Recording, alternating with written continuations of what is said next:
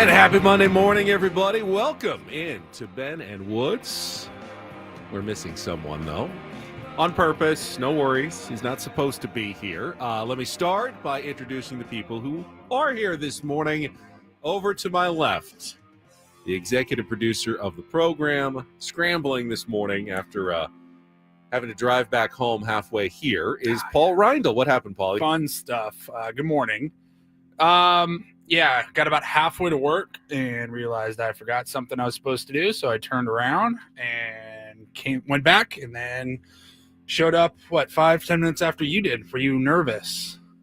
I was not nervous at all. Good. I trust you 100%. I knew that you would be here or you were dead. One of the two was almost I would certainly either be true. here or I wouldn't. Yes, and if you weren't, then we would have reacted and adjusted accordingly. We probably wouldn't have been on the air at 6 a.m. if you hadn't been here, because I had no idea how to use any of those buttons and your massive computer screens over there. But, I would have called Adam and we would have figured it out. We would have been on the air probably at 6:30 or so. And, Okay. Very sad, but, we would have made do, of course. That's what I do, Paulie. My wife and I, we made the Cardinals sin yesterday. Yesterday evening, we were talking and she goes, "Ooh, I got to get gas in the morning before I go to work," which that's the worst move you can do. You always tell yourself, "Oh yeah, I'll leave the house, 5 or 10 minutes early and go get gas." It never works out very well.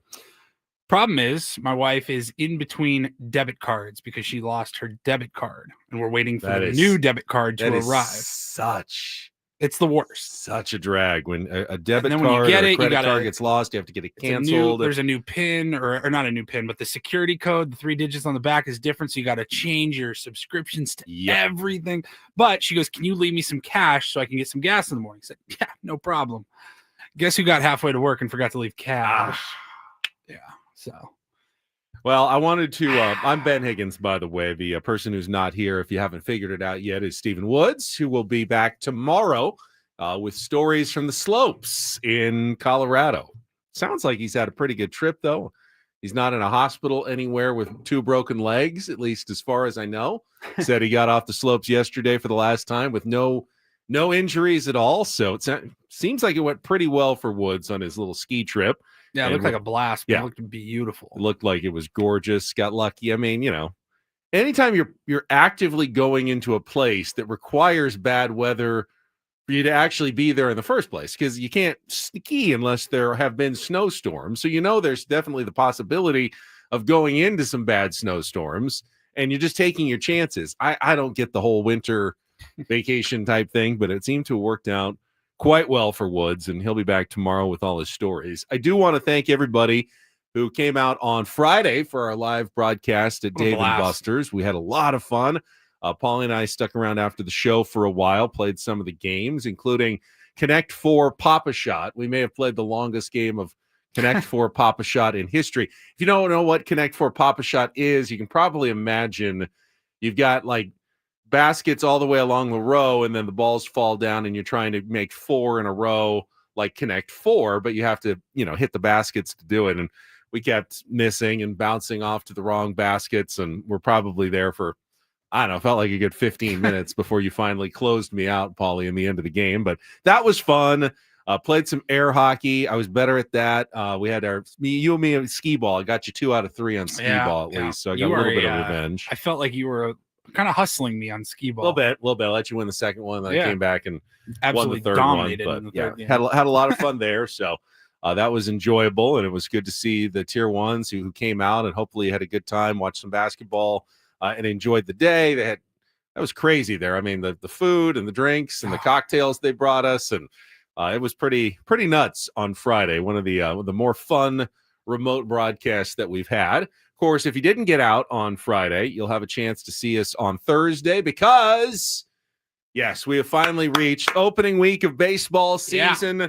Padres opening day on Thursday against the Atlanta Braves, and we mentioned it last week, but we will be live at Rick's Baja Cantina downtown for all of our shows that day in the morning leading up to baseball. Obviously, we got a 1 o'clock game against the Atlanta Braves that will be broadcasting live, but Paulie, Woods, and I will be there from 6 to 10 a.m., so hoping to see plenty of Tier 1s coming out. Whether or not you have tickets to the game or not, if you want to feel like you're part of opening day, I think our live broadcasts are a great way to do so. Even if you don't have tickets, you'll be downtown with everybody, enjoying the atmosphere, the festivities. You've got a place to watch the game if you want to stick around, or just enjoy the pregame vibes downtown at Baja Rick's on Thursday morning. Not just that, we'll also be out on Saturday as well. That's right. The special Saturday broadcast. First, I should remind everybody, it's also our show's anniversary, Correct. our birthday on Thursday. So opening day, our anniversary, both would have been big days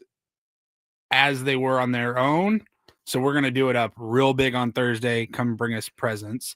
And then on Saturday, they have the block party going on like all day downtown on J Street there, right behind like center field. And we will be doing a live broadcast from 10 a.m. till noon at Tom's Watch Bar. Tom's Watch Bar. It's the new bar. Yes. It's the same building where Social Tap used to be. Yes. I don't know if I'm supposed to say that or not, but it's where it is, kind of beyond the park at the park, Gallagher Square out there, and we will be broadcasting live on Saturday. If Woods was here, he would also point out the fact that it's we're just doing that for free, an extra day of work that we're not getting paid for to be out there, just because we love you all. Just towing that company line. And Adam kind of looks at us with that kind of hound dog sad face, like, you can do this, right? Don't you want to serve your audience? Don't you want to serve your audience and come out on a Saturday morning when I wish I loved any words as much as Adam loves the words serve your audience. So we will be serving our audience, not literally. We will serve the F. I assume they have a wait staff at Tom's Watch Bar that are going to actually serve you while you're there. We will just go to be metaphysically serving our audience by doing a special Saturday show. We'll be on from 10 to 2. No, and no, is 10 that to not noon.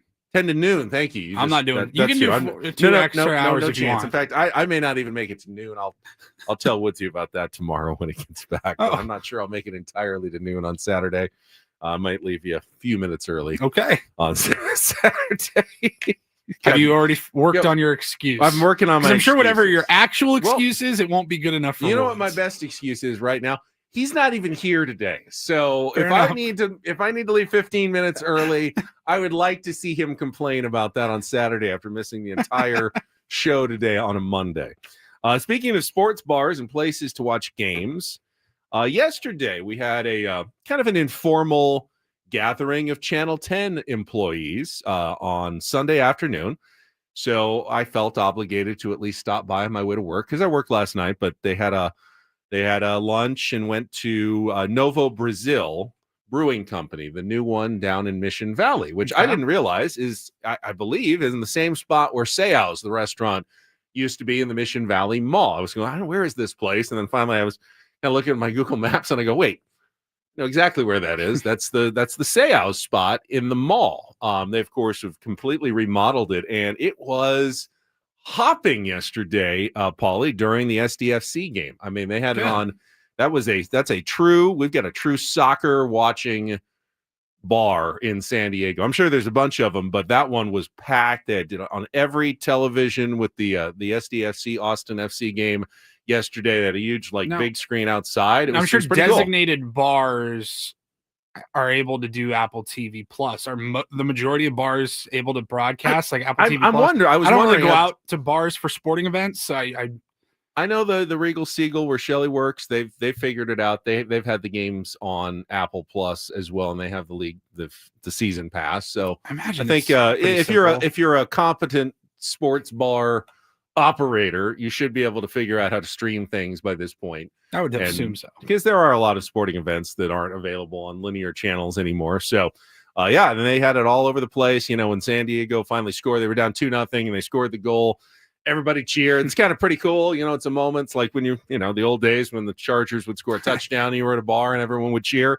It's fun to get back into the spirit of things and watch soccer with everybody. I, of course, stayed I stayed the minimum amount of time that I felt was like, okay, I've been here long enough. I'm now allowed to leave. I had my excuse. I had to go to work. I had the built-in I am on my way to work excuse. So I couldn't really under 30 minutes.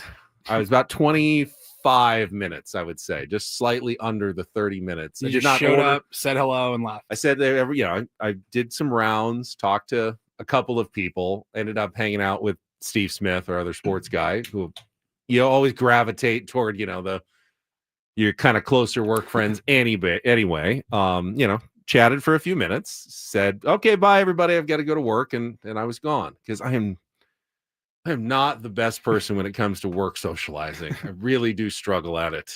I'll give you credit. You do try to make it when you can. Even when me and Woods are like, don't go. You don't have to go. I know. It's not worth it. Don't go. It's not worth your time. I mean, is it better to not go or to make a token appearance like I do?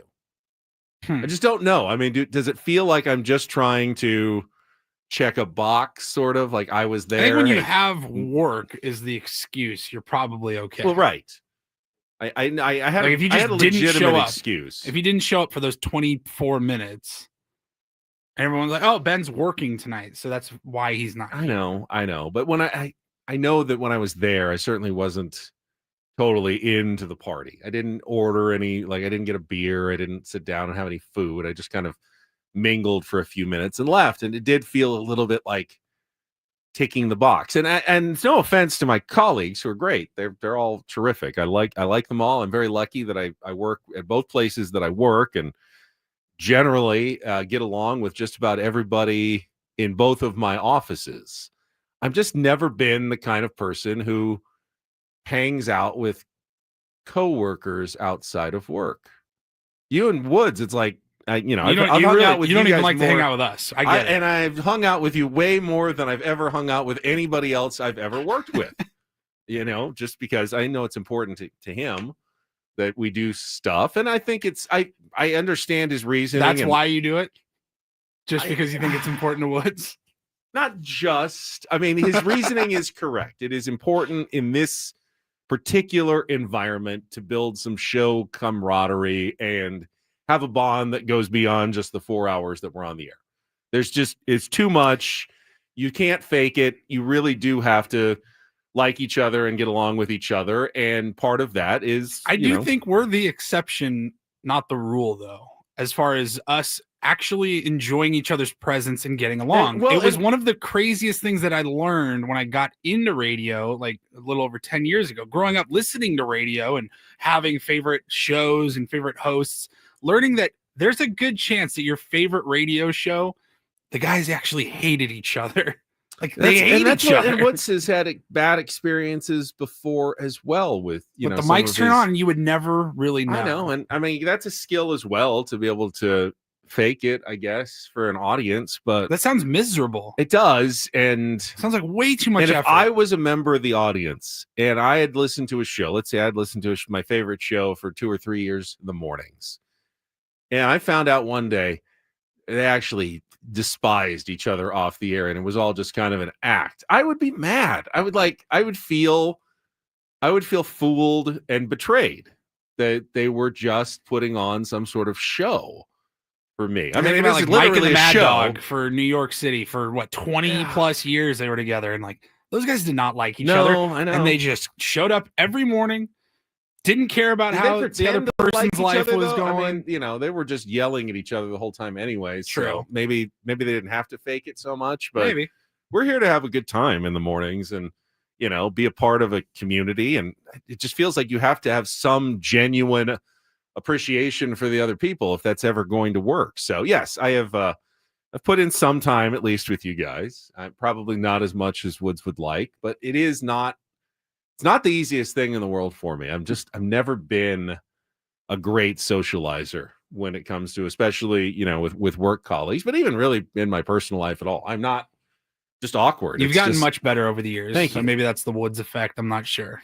He's good. I will give him credit while he's not here listening. He's good at making you feel at ease, and he's really good at making you feel uncomfortable as well. I mean, he can really go both directions. If he wants to make you feel like you are part of the group, no one is better than Woods. I mean, he's like the best in terms of like a friend and welcoming. And if he wants to make you feel uncomfortable and awkward, oh, no one does it like Woods does. He really can make you squirm when he tries. So anyway, it was It was good to see all my work colleagues. No, honestly, it was good to see all my work colleagues in a non-work setting yesterday, which is not something that I do very often. So anyway, we should probably start kind of moving toward the direction of the show since it was quite a busy weekend. We got a ton of Padres news to get to as we get ready for opening day on Thursday. I mentioned San Diego FC.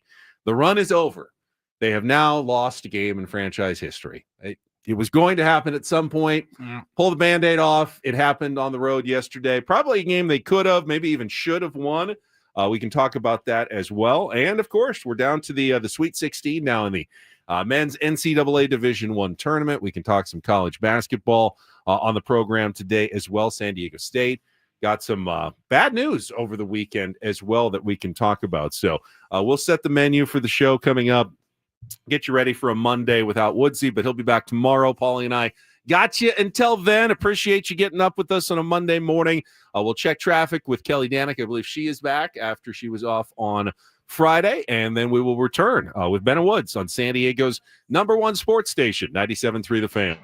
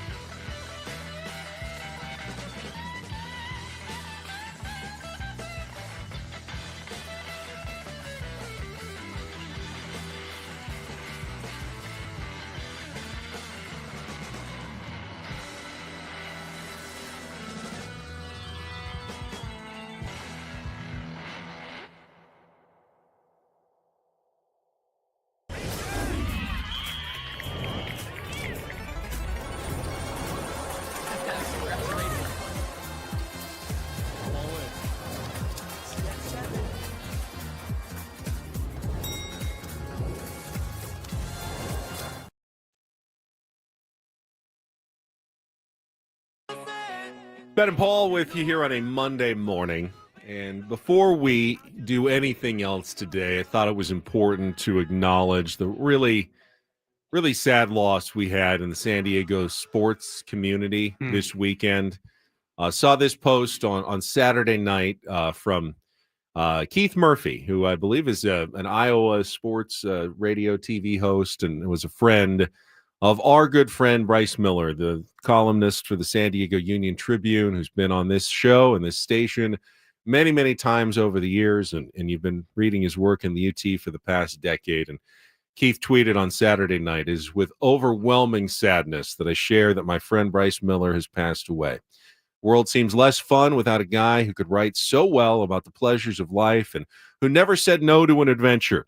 I'm so sorry for Bryce's loving mom, B, brothers Bruce and Brian, Brian's wife Melissa, and Bryce's angel Alicia with him until the end. Bryce's San Diego crew, Clem's Mafia, checked on and supported him daily, and many friends in Iowa, media, and various fishing holes never stopped being there and checking in. Bryce loved and appreciated it all as he did his family.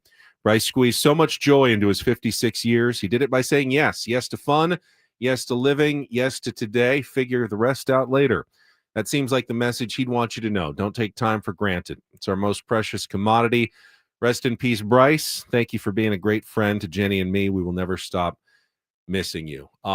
Bryce was a really, really nice guy. He was also a really smart guy and a great writer and a real asset. We were lucky that he decided to move here from Iowa and work here for the past 10 years of his life, covering the Padres and Aztecs and just various stories. He won awards. He won an Eclipse Award for his coverage of the devastating fires on their impact on the horse racing industry. But Bryce just always had time for everybody. I'd love it when I'd run into him at Petco Park or Viejas Arena or Torrey Pines at the Farmers when he was writing his columns or out at spring training, just all the time. And of course, anytime, we'd have him on the air and he'd be on the other shows as well. Cause he said yes. He was the kind of guy who, yes, yeah, absolutely. Whatever you need.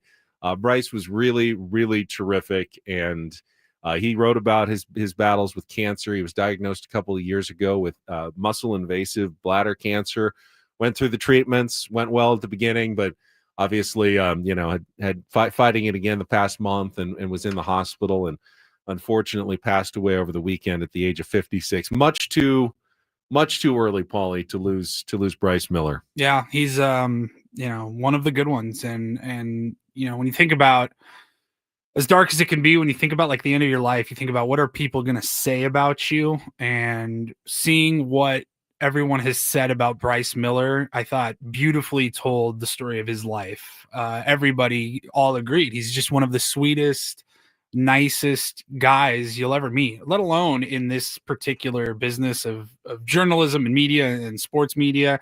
Those are few and far between, the Bryce Millers are. And I will sadly miss those conversations at the ballpark with him. He was always the nicest guy. Whenever we had him on the show, it was always a big deal because he was always there. Whether it was San Diego State going to the Final Four or major breaking Padres, he was at Dylan Cease's no-hitter, because he just happened to be covering a story in DC nearby. He just always happened to be there, and that's what a good journalist does. And I just, my heart broke over the weekend when I saw the story. I was reading in the UT. They wrote a story about him. I think it was their sports editor, Ryan Finley, wrote it. And they were talking about the guy that originally wrote that post, Keith Murphy. And yeah, they were Iowa buddies. I think they wrote together in Iowa back in the day. And now Keith is doing a radio show in Iowa still.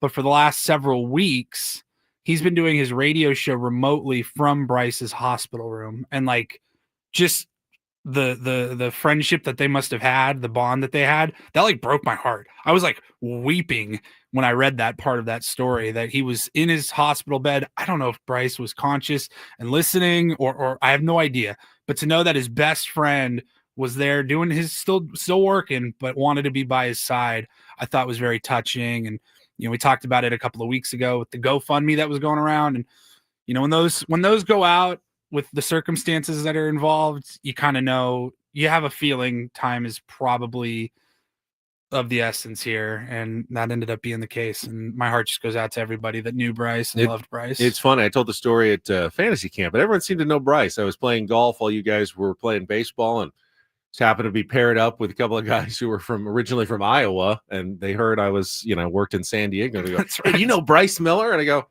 "Actually, I do know Bryce Miller." And while I was there, I texted him, and he texted back right away. Well, say hi to those guys for me. I haven't seen him in years out in Iowa, but he was just that kind of guy that you ran into Bryce. There was always a smile and a good conversation, and he had his really good friends like Keith, and they go on this annual fishing trip. He told me about it a couple of times up to Canada, this lake where they go every single year. And Bryce was an outdoorsman, big fisherman. There's a picture on our YouTube stream of him holding one of his catches. So all I can say to Bryce this morning is I hope the fish are biting in heaven. And I think Bryce had a good enough sense of humor that he would certainly want and appreciate our traditional send-off. So, Paulie, if it always just hits a little when you know the differently, person, man.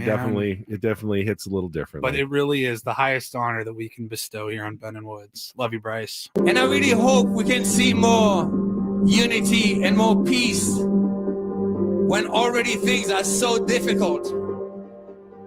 So, shout out to his family. We will come back and we will get into the Padres and everything else, but I thought it was important to at first acknowledge our loss here in San Diego. That was the biggest story of the weekend. I thought so too. It really was. Saw All that the on sports, Saturday. Nothing else really matters. Close Nothing else really matters. We'll be losing back with Ben and Woods on San Diego's #1 sports station, 97.3 The Fan. First, I will tell you, why does this always happen, Paulie? Do you schedule these I swear things? to God.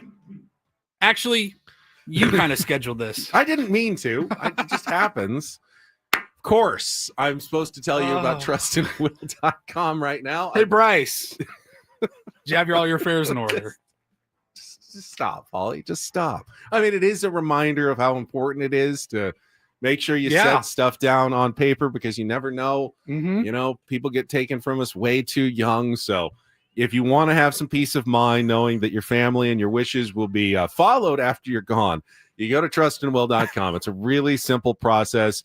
Answer some questions, take 15, 20 minutes. And when you're done, you'll have legal documents that will express your wishes. Should something happen to you untimely, as it were.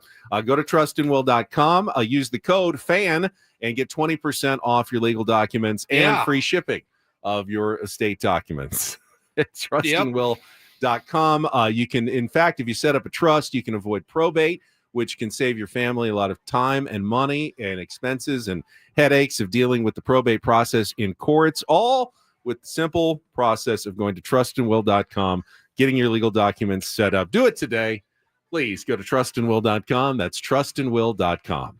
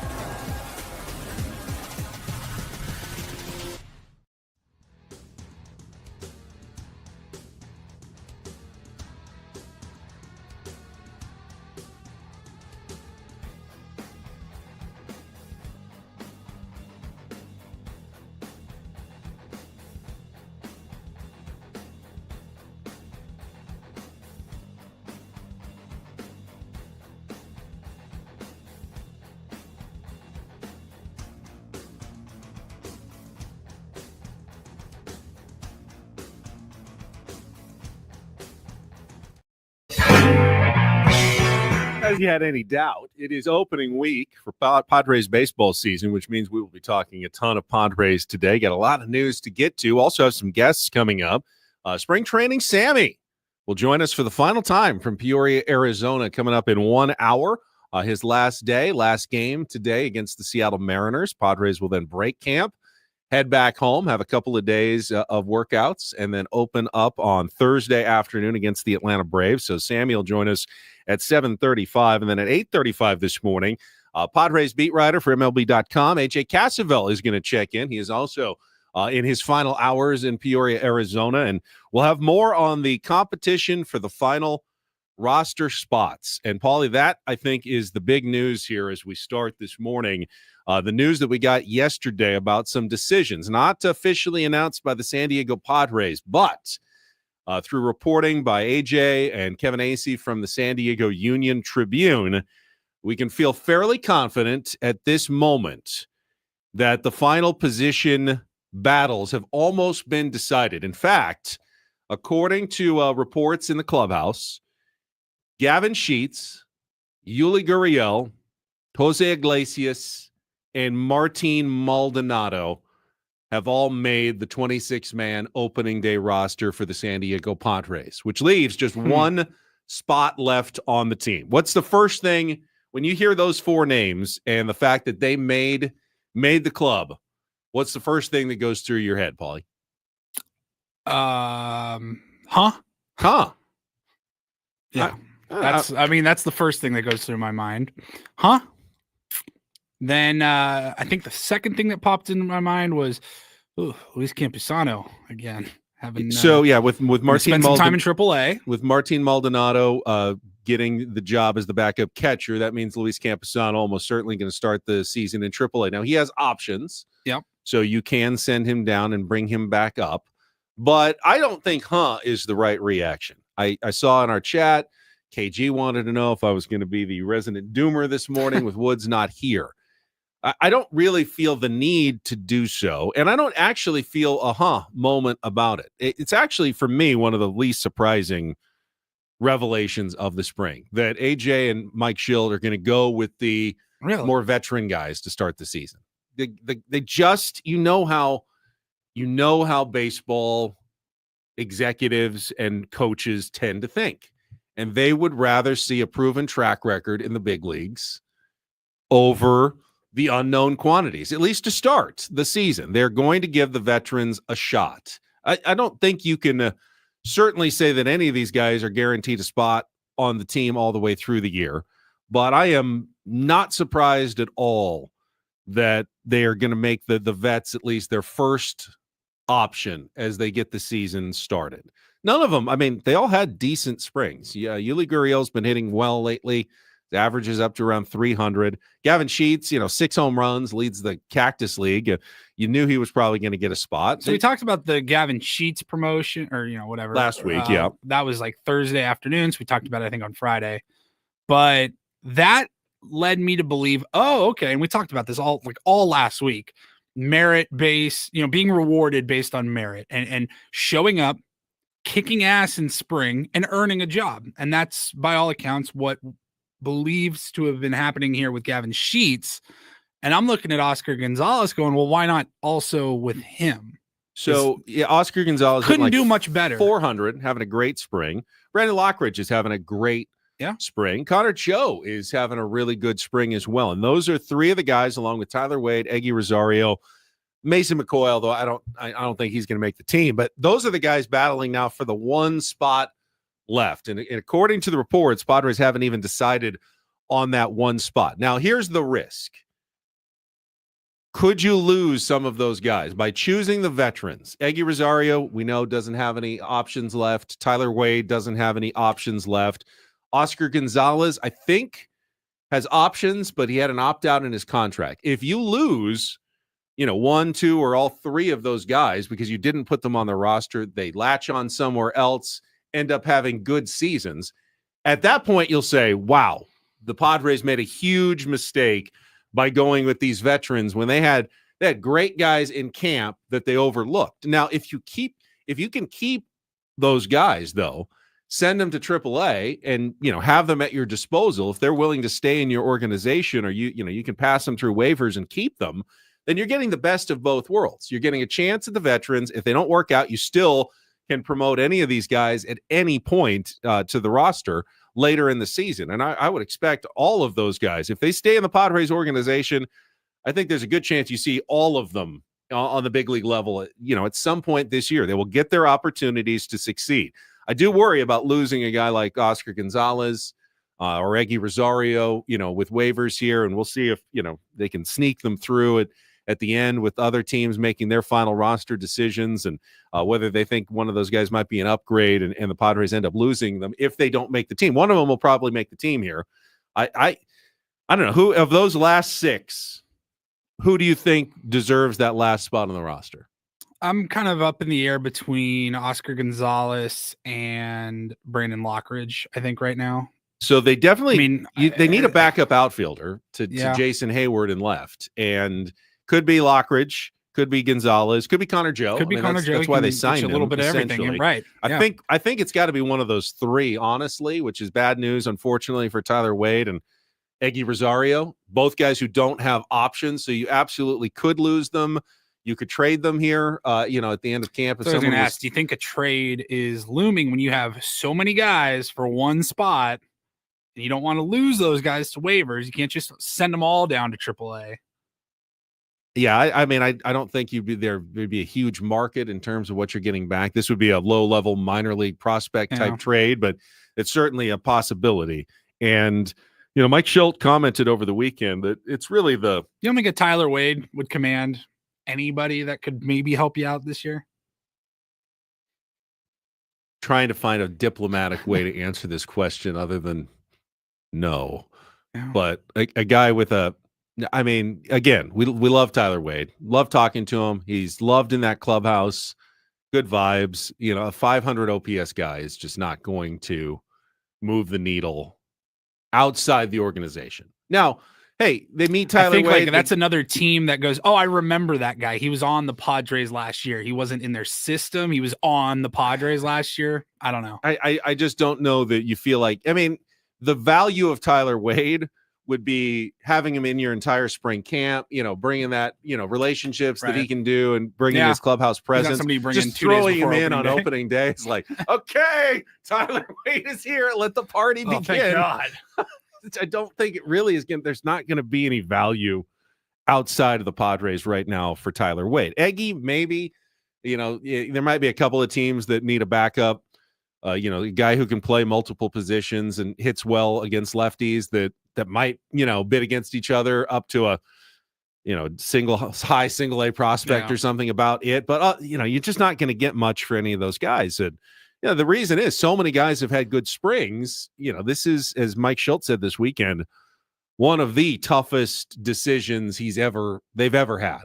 And ultimately it'll be AJ Preller's call, but sounds like there's a lot of disagreement over who should even get that last spot on the Padres roster. So we're talking about the last spot. What about the spots that have already been handed out? Anybody egregious making the team in your opinion? I'm not necessarily psyched with our catching core, but I wasn't psyched before those decisions were made. I guess it comes down to, do you trust AJ Preller and Mike Schilt's judgment or not? And while the radio hot take thing would be to just go nuclear and go, how can you give Martin Maldonado he's not even hitting 100. He has one double and one single all spring. His defense, you keep hearing rave reviews. The metrics have not been very good on him the last couple of years. He's aging. What are you getting out of Martin Maldonado? I could make the argument that this is really a stretch to put Martin Maldonado as your backup, everyday backup catcher. But again, AJ Preller is not new to this game of putting rosters together. Mike Schilt, the Maldonado and the Gurriel decisions were. That just left me going. That's what I said at the beginning of this segment, huh? I think really, unfortunately, okay. I think this is a commentary on what they unfortunately think about Luis Campusano, and they just do not trust him regularly behind the plate. As much work as he's tried to put in to become a better catcher, They just don't feel comfortable with him working often with their pitching staff. And will he ever get over that? I don't know. At this point, after a few years in the minors, he's a better hitter than any of the guys behind the plate. It's not saying much. Elias Diaz ain't great shakes hitting right now either. Brett Sullivan was placed on waivers over the weekend, got his DFA, so he may be out of the organization in the next few days. We'll see. But how many more chances does Luis Campusano get? I don't know. I don't know, man. He might be done. I mean, Padres need a third catcher in the organization. They can't Yes. go on without a third catcher, so they'd have to replace him if they traded him. But if someone came calling and asking about Luis Campusano, he's had opportunity like, after opportunity, and he just to not make this squad with this group of catchers, probably the easiest catching competition to make in the major leagues, and he didn't even make it. So you can't think that he's in the future plans for the organization. He's the one that anymore. I think that's of all of the guys that we've been talking about. That's somebody that I think I can at least in my head, I can picture AJ pitching it well to another team, and I can picture that other team going, "Oh yeah, there's some raw talent here. We can fix whatever's been going on with Campusano." Just somehow need to speed up the maturation process of Ethan Salas. Not that he's immature, but just the physical, get to the point where they believe that he can be an everyday catcher, because that we're just ticking away and waiting until Ethan Salas takes over this job, because right now it's a pretty big wasteland for the San Diego Padres. What about on the pitching side of things? We can take a look at the final roster decisions coming up after a check of traffic here on 97.3 The Fan.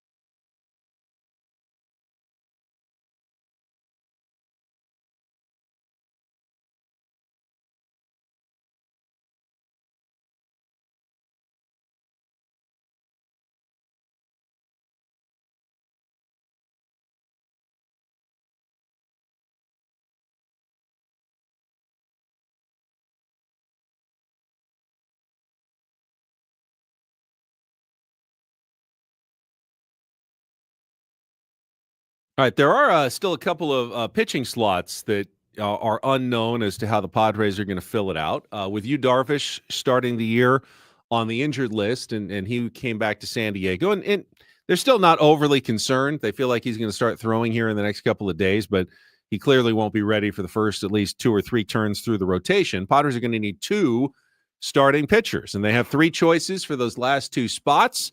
Going to come down to Kyle Hart, Randy Vasquez, and Stephen Kolek. Randy Vasquez had a nice appearance over the weekend. He's actually pitched pretty well his last couple of times out. I came in on relief on Friday of Michael King, pitched 4 innings, 2 hits, 1 earned run, and 4 strikeouts. Kyle Hart on Saturday, and I want to ask Sammy about this when he joins us next hour. Numbers didn't look good. 4 2/3, 5 hits, 6 earned runs, but 5 strikeouts and no walks. And what I read from Kevin Acee is that he actually pitched pretty well. Got a little unlucky in terms of defense behind him and gave up a 2-out home run after a walk, and then 2 inherited runners scored at the end. That line is a little deceptive, that he had a pretty good outing against the Guardians on Saturday in the split squad game. And then Stephen Kolek will get his final chance today. He is pitching against the Mariners in this last game. But those are the 3 guys who are going to fill the final 2 spots in the starting rotation. I think Randy Vasquez is going to end up one of the 2. He got off to a rough start at the beginning of spring, but has been pitching better lately. Settled in, yeah. And he has the experience of 20 starts in the big leagues. And hey, if you look at the guys who made it on the position player side, guys with experience, well, that gives Randy Vasquez a big edge over the other 2, because he has the big league experience of pitching with the Padres last year. So I think it comes down to Hart or Kolek for the final spot, and it might not be decided until after Kolek throws today against the Seattle Mariners. The other bullpen spots, I said last week, I think Alec Jacobs made the team, which means you kind of need Just that long relief spot. Ron Marinaccio has kind of struggled late in camp. You could go with the Rule 5 pick, Jose Nunez, or Logan Gillespie, who pitched yesterday, 4 innings, 5 hits, and earned run. Looks to me like they're trying to turn Gillespie into a starter, though. Stretch him out. And stretch him out, which I think would mean they'll probably want to keep him stretched out at AAA and probably knocks him out of the competition. So I think it's down to Marinaccio or Nunez. And you lose Nunez if you don't keep him. So, because he's a Rule 5 guy. It wouldn't shock me if AJ did it again and stuck a Rule 5 guy at the end like he did with Stephen Kolek last year. And Jose Nunez, who's pitched pretty well the last couple times late in camp after a slow start, makes the team as the final guy. Does he stick all the way through the year? I don't know. We'll see. That sometimes that could be does a revolving something. door. That can sometimes be a revolving door at the back end of the bullpen. But we'll see those final decisions coming up this week as to those last roster spots. The chat, I mean, you guys, you really don't like Yuli Gurriel, and that's fine. I mean, his numbers last couple of years have not been good. Spring has been fairly solid, though, and he provides a good platoon option with Gavin Sheets, at least to start the season as the designated hitter. I am going to stay open-minded and give him a chance, see what Yuli Gurriel can bring as a 40-year-old on this team. Because, well, yes, you remember Nelson Cruz and Matt Carpenter, how bad they were a couple of years ago. You also have to point out Donovan Solano and David Peralta and how good and important they were to the team last year. You don't get to where you are last year without those contributions. And those were veteran guys who, I mean, they weren't even on spring training rosters. They were like completely overlooked. So we'll see. The Gurriel one confuses me. He hasn't been atrocious at the plate during spring training, but he hadn't blown your hair back. Like, he hadn't been that good where he's demanding a roster spot, in my opinion. But yeah, 286 average, for about just under 800 OPS. I mean, he's not going to be an all-star, that's for sure. We'll see. I don't know. Will he stick all season long or not? That's definitely the most questionable call here. We take your thoughts on it. We'll talk more Padres, and we'll get into the big bad surprise for the Aztecs over the weekend coming up next year on 97.3 The Fan.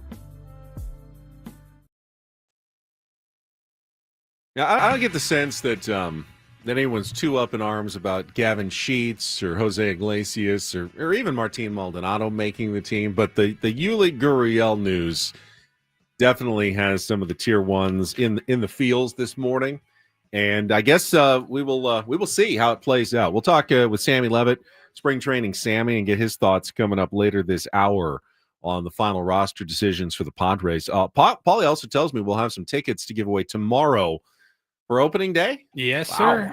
We're that's a giving away nice tickets giveaway. all week for the weekend. So tomorrow we will give out tickets to opening day, Tuesday for Thursday, Wednesday for Friday, Thursday for Saturday, and then Friday on for Friday, can you Sunday. guess? Sunday. So yeah. 2 days in advance of every game, we will have tickets to give away for the opening series against the Atlanta Braves. That's coming up. We'll get back to the baseball talk in a little bit when Sammy joins us. But I do want to talk some college basketball. Obviously, the NCAA tournament, we're down to the Sweet 16 now on the men's side. San Diego State eliminated last week on Tuesday in the first four, and the hits just kept coming for Brian Dutcher over the weekend. When this one floored me, you texted me, and I was like, no, this isn't true. He's already said he's coming back. Nope. Nick Boyd, who was eligible for one more season to return, has decided to enter the transfer portal and will leave San Diego State for his last season of college eligibility. And Boyd said, it wasn't his intention to leave, but after the season ended with the loss to North Carolina, sat down with a trusted uncle, kind of went through the scenarios and ultimately made the decision to enter the portal, which, I'd imagine is a monetary financial decision for the Boyd family. It's hard to criticize someone if they think that they can get more money somewhere else. And, Nick Boyd's not a guy who's probably looking at some lucrative NBA career. He might be able to play, in a foreign country somewhere and make some decent money at that point, but it's nothing guaranteed in his basketball playing future. And, San Diego State would definitely offer him plenty of cash to stay. He was reportedly maybe getting the most cash of anybody this year from the Aztecs, but he looks in what Lamont Butler did and, went to Kentucky for reported $700,000 and now into the Sweet 16. And boy, Lamont, they needed him. He played well in helping Kentucky get into the Sweet 16. He's been a real force on a team that has a lot more high profile players. He's been that glue for the Kentucky Wildcats this year to get Mark Pope into the Sweet 16 in his first year. Maybe Nick Boyd thinks he's got a similar story to write next year in a blue blood program somewhere. Yeah, pretty crazy sequence of events there for Lamont Butler. San Diego State hits the shot, sends them to the championship game. Everyone saw that. And then, of course, Aztecs lose. He might have been gone whether they won or lost that game to UConn. And now he's like the captain, the floor general for Kentucky. Remember, he came back for another season after that and then transferred, right. 1 year later. I mean, that's, you think he was an Aztec for life, Yeah. but there's no such thing anymore. It's the weird landscape of college sports now. I mean, this was on a Tuesday night. Guy says, oh, yeah, we'll be back. We're running it back. We'll be back this time next year. And then 2 days later, he's gone. So Miles Bird has said he's back if he doesn't go pro, which means, take him at his word. I would assume he'll be back next year. Can you take anybody at their word? Not really. I'm not even like it's faulting them. It's just the way it is nowadays. But you really can't take you can't take athletes, you can't take the coaches, you can't take anybody at their word. I do believe Reese Waters is going to be here next year after sitting out all year with the foot injury. And that he was a guy who was supposed to be preseason all conference. So getting him back softens the blow of losing Nick Boyd a little bit because they do play the same position essentially. And, Waters will replace Boyd. It would have been really nice to have both of those guys next season. Attention will now turn to Magoon Guath and his decision going forward. Is it, pro? Is he going to go in the draft? Is he going to enter the transfer portal? Probably we'll hear more about that, maybe even as soon as this week. From Magoon Guath, but hasn't been the best of weeks for San Diego State basketball fans with the, embarrassing loss to North Carolina and then losing Nick Boyd to the transfer portal. But that's the reality of college basketball right now. As for the tournament, if you're a Cinderella lover and you enjoy putting the double-digit seeds in your brackets, It has not been a good tournament for you. Chalky chalk in the seeds. Well, All the and 1 seeds still alive. You all may the 2 need to seeds. adjust your strategy moving forward with your brackets because I think there's been a lot of conversation about it over the last few days. With the NIL world that we live in now, those Cinderellas are few and far between. Those small schools that typically would have guys that have played together for 4 or 5 years and they have such good chemistry together. Those are the teams that pulled off those 15s over a 2, make a run to the Elite 8. Those teams don't exist anymore because teams don't stick around. Even the small schools, they don't stick around for 4 or 5 years together anymore because kid has one good year and he wants to make the jump to the bigger program, make a little more money, have a little more exposure. The NIL has kind of killed off the Cinderella stories. I think you make some good points. I think it may have been just kind of the season. I mean, like Colorado State, nearly as a 12 seed, pulled off a huge upset against 4th seeded Maryland. I mean, that was a great game. It was the only buzzer beater of the tournament. The Colorado State hit a 3 with like 3.5 seconds left to take the lead by 1 point, and Maryland got the ball into one of their stars, Derek Queen, who hit just the toughest floating fall away off the glass buzzer beater to lift Maryland to a 72-71 win. Did you see the buzzer beater? I was watching. Yeah. Did you think it was traveling? I got an immediate text from one of my buddies who doesn't text me much about basketball, and he goes, how is that not traveling? I didn't think about it in the moment. I was like, holy crap, what a shot. Yeah. And then you saw the replay like 15 times. Like, oh yeah, you might have walked. Now in the old days, it's obvious. They'll never call that. It would have taken, if a referee had called that, I think it would have been a bigger controversy than letting it go. And you also, old head basketball fans need to let the idea of, well, he picked up his pivot foot and took 2 steps and that's traveling. It's not traveling anymore. The rule in the NBA and NCAA is you can take 2 steps after you gather the ball from your final dribble.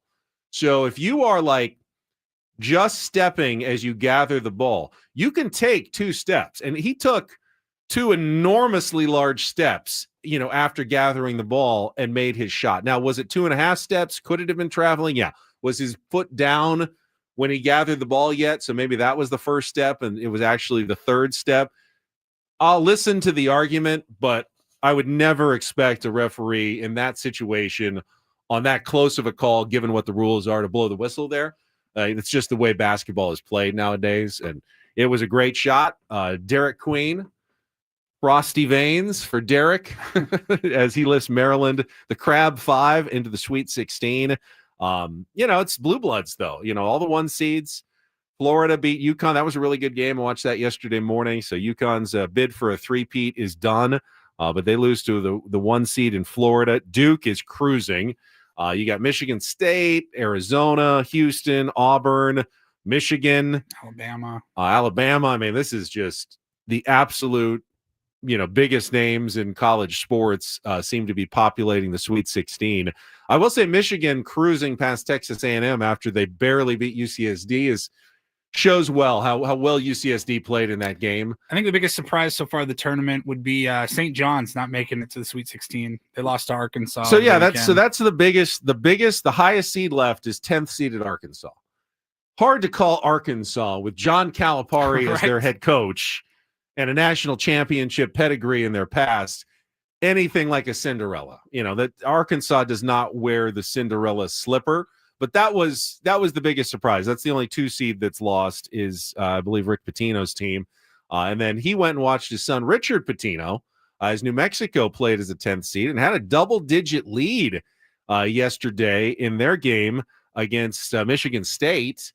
And then Michigan State rallied in the second half and ended up ending the Mountain West's run with a 71-63 win. So ultimately, the Mountain West goes 2-4 in the tournament, with SDSU and Utah State both losing their first game, and then New Mexico and Colorado State both getting a win, but coming up just a little bit short. Not the worst tournament the Mountain West has ever had. They've gone one and done many times in the NCAA tournament, so they came close to getting a team into the Sweet 16. Both New Mexico and Colorado State gave gave their opponents a scare in the second round, but they're ultimately done. And we're just going to see. I mean, I think the TV execs like, having Duke and Florida and Michigan and all these teams left in the tournament. They've got plenty giant fan bases, Kentucky, that are going to be watching the game. So I'm sure they're pretty happy with how things have played out. But to me, it's always nice when you have one McNeese State or Fairleigh Dickinson or some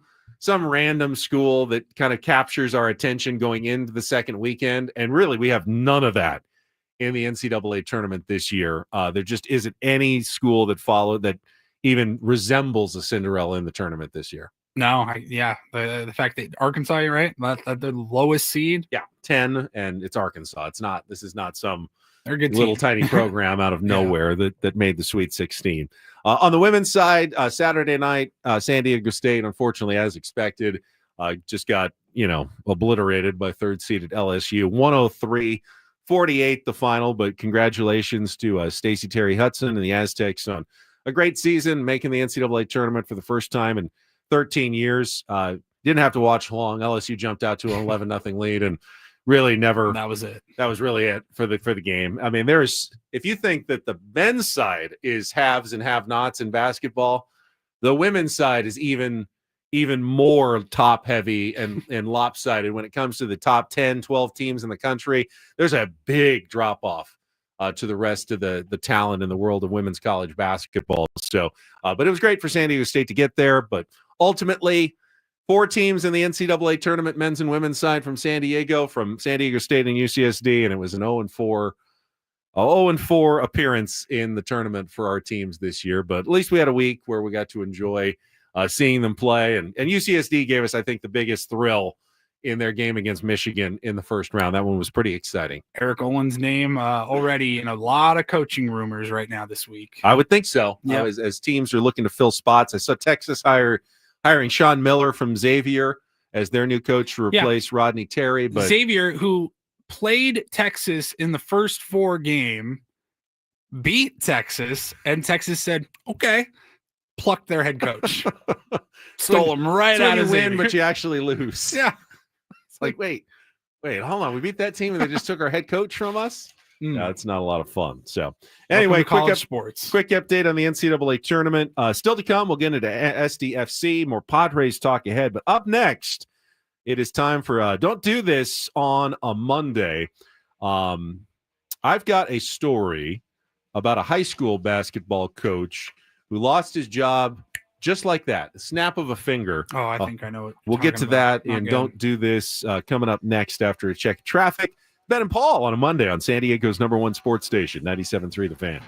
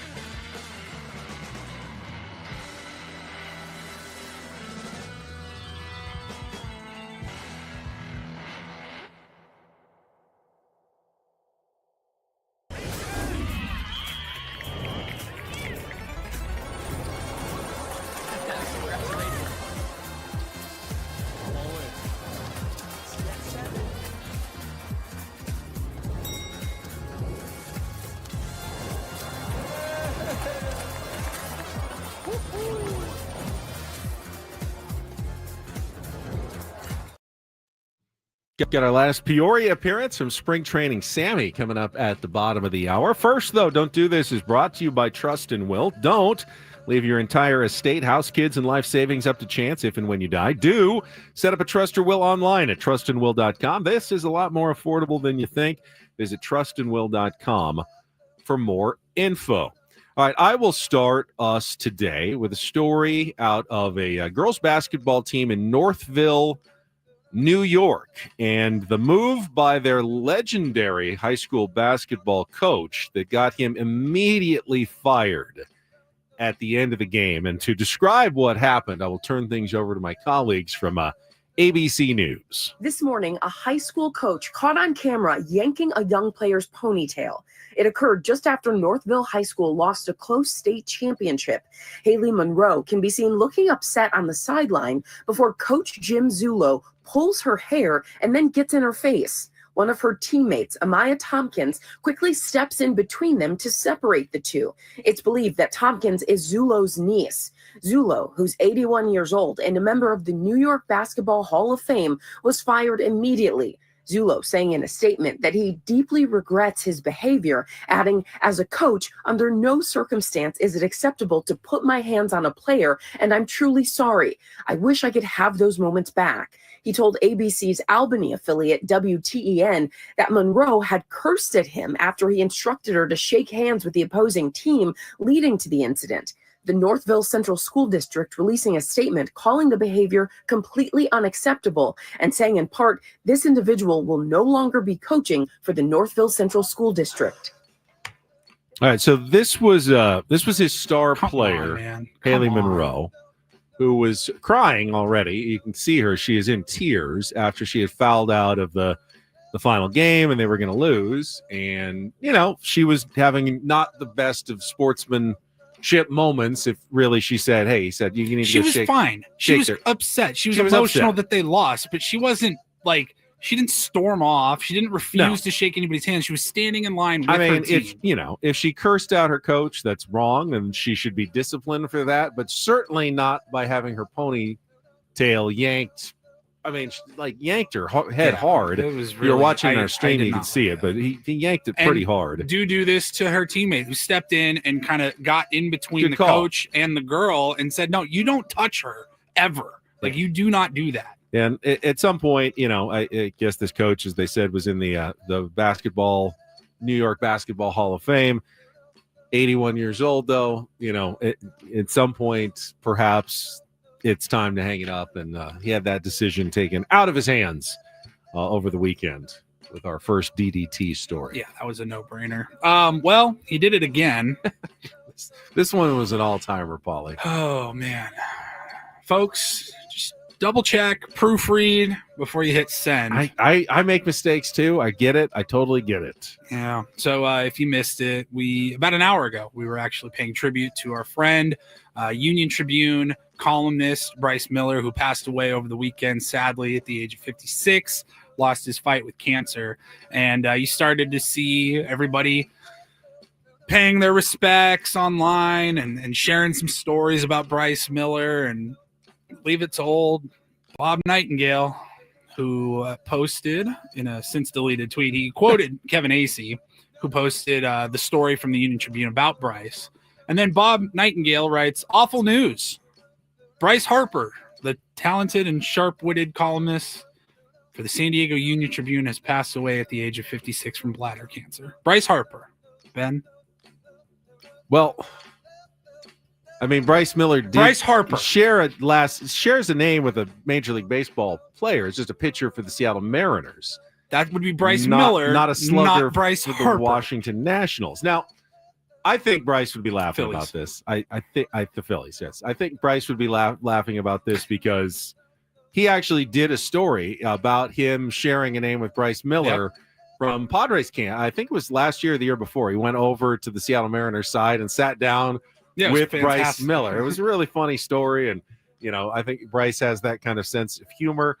Bob, of course, has become the king of the Twitter typos. And I will make a mistake every once in a while. We all do, and it's okay. It doesn't make Bob a bad person, but boy, no one more consistently comes up I think, with more of the Twitter errors. And this one particularly egregious because he's talking about someone from his own profession who had just passed away.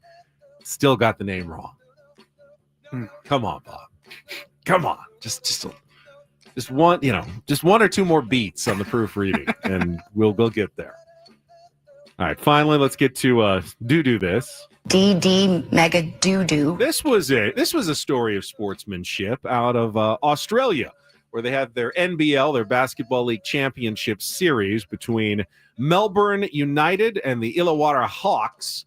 Came down to the final game, Game 5, and the Hawks prevailed in the last game, but it was the star for Melbourne, Matthew Dellavedova, former NBA player, star from St. Mary's, I believe, in California, that was named the MVP of the series. And I think he's probably the best player in that league, going back home and playing in Australia. But afterwards, he was doing the news conference where they presented him with Championship Series MVP. Lost the series. Yeah, they lost the series. Almost never happens. Almost never happens.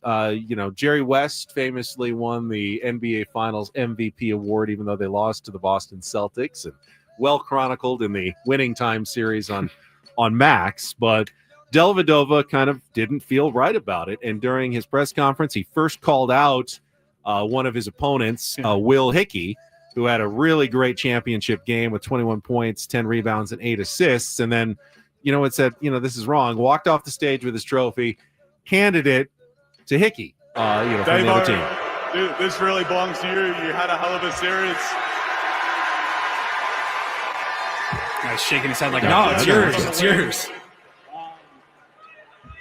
To our boys, thanks for a fun season. To our families, we appreciate everything you do. But Davo, this is yours. Davo is Will Hickey's nickname. So Dellavedova walks right off the stage, and they're doing it in front of everybody. And he's got his baby with him. He's got his championship hat on. Like, he won. He's happy. And Dellavedova just walks over. No, don't he's give like, it to please me. take this trophy. He's like, no. I don't know what the official policy is. Does the record books now say? Can you give it? Can you actually bequeath it to someone else? Or is it still going to go down as Matthew Dellavedova was the MVP? Or does he actually get to say, no, it was Will Davo Hickey who was the MVP of the series? I'm not sure how that works, but good for him. I thought that was a cool moment as well. Very nice moment. And he did it in front of the other team's fans because they lost on the road. So it was, I think, mostly fans of the team that won. They were kind of booing him like, he didn't deserve it. Right. And like, he's got, you're right, I don't. And walked off the stage and gave up his MVP trophy. And that's Don't and Do This for a Monday. That was Don't Do This with Ben and Woods on 97.3 The Fan. All right, when we come back, spring training Sammy going to check in with us for the final time from Peoria. We'll be on his way home. Is there anybody happier in the entire world than Sam Levitt today? Maybe like AJ Cassavell and the rest of the beat writers. All of them. They're all ready to get home for sure. But there was lots of developments with the Padres over the weekend. So spring training Sammy, and want to talk about SDFC's first ever loss. Get to some soccer talk as well. We will get to that. Coming up next, it's Ben and Paul on a Monday on San Diego's #1 sports station, 97.3 The Fan. Gambling problem? Call 1-800-GAMBLER. GEGE 000-466. For a full list of games and rules, play at 7 Mile Casino. Visit 7milecasino.com. Hey, if you've got the Monday blahs and you're not ready for the weekend to be over, 7 Mile Casino is a great spot where you can head right now, open 24/7 with San Diego's best card room action right there in Chula Vista off the 5 freeway.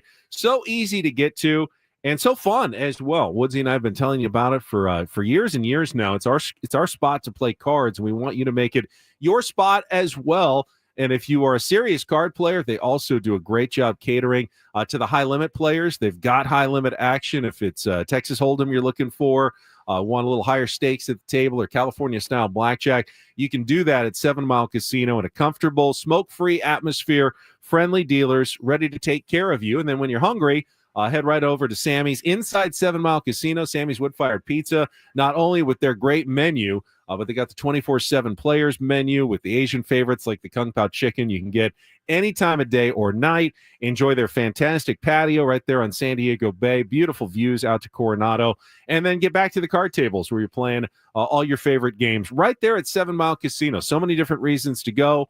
And so why would you make the drive out, 45 minutes or longer to one of the other card rooms in town when you can make the quick drive right down the 5 freeway to 7 Mile Casino, just 7 minutes from downtown.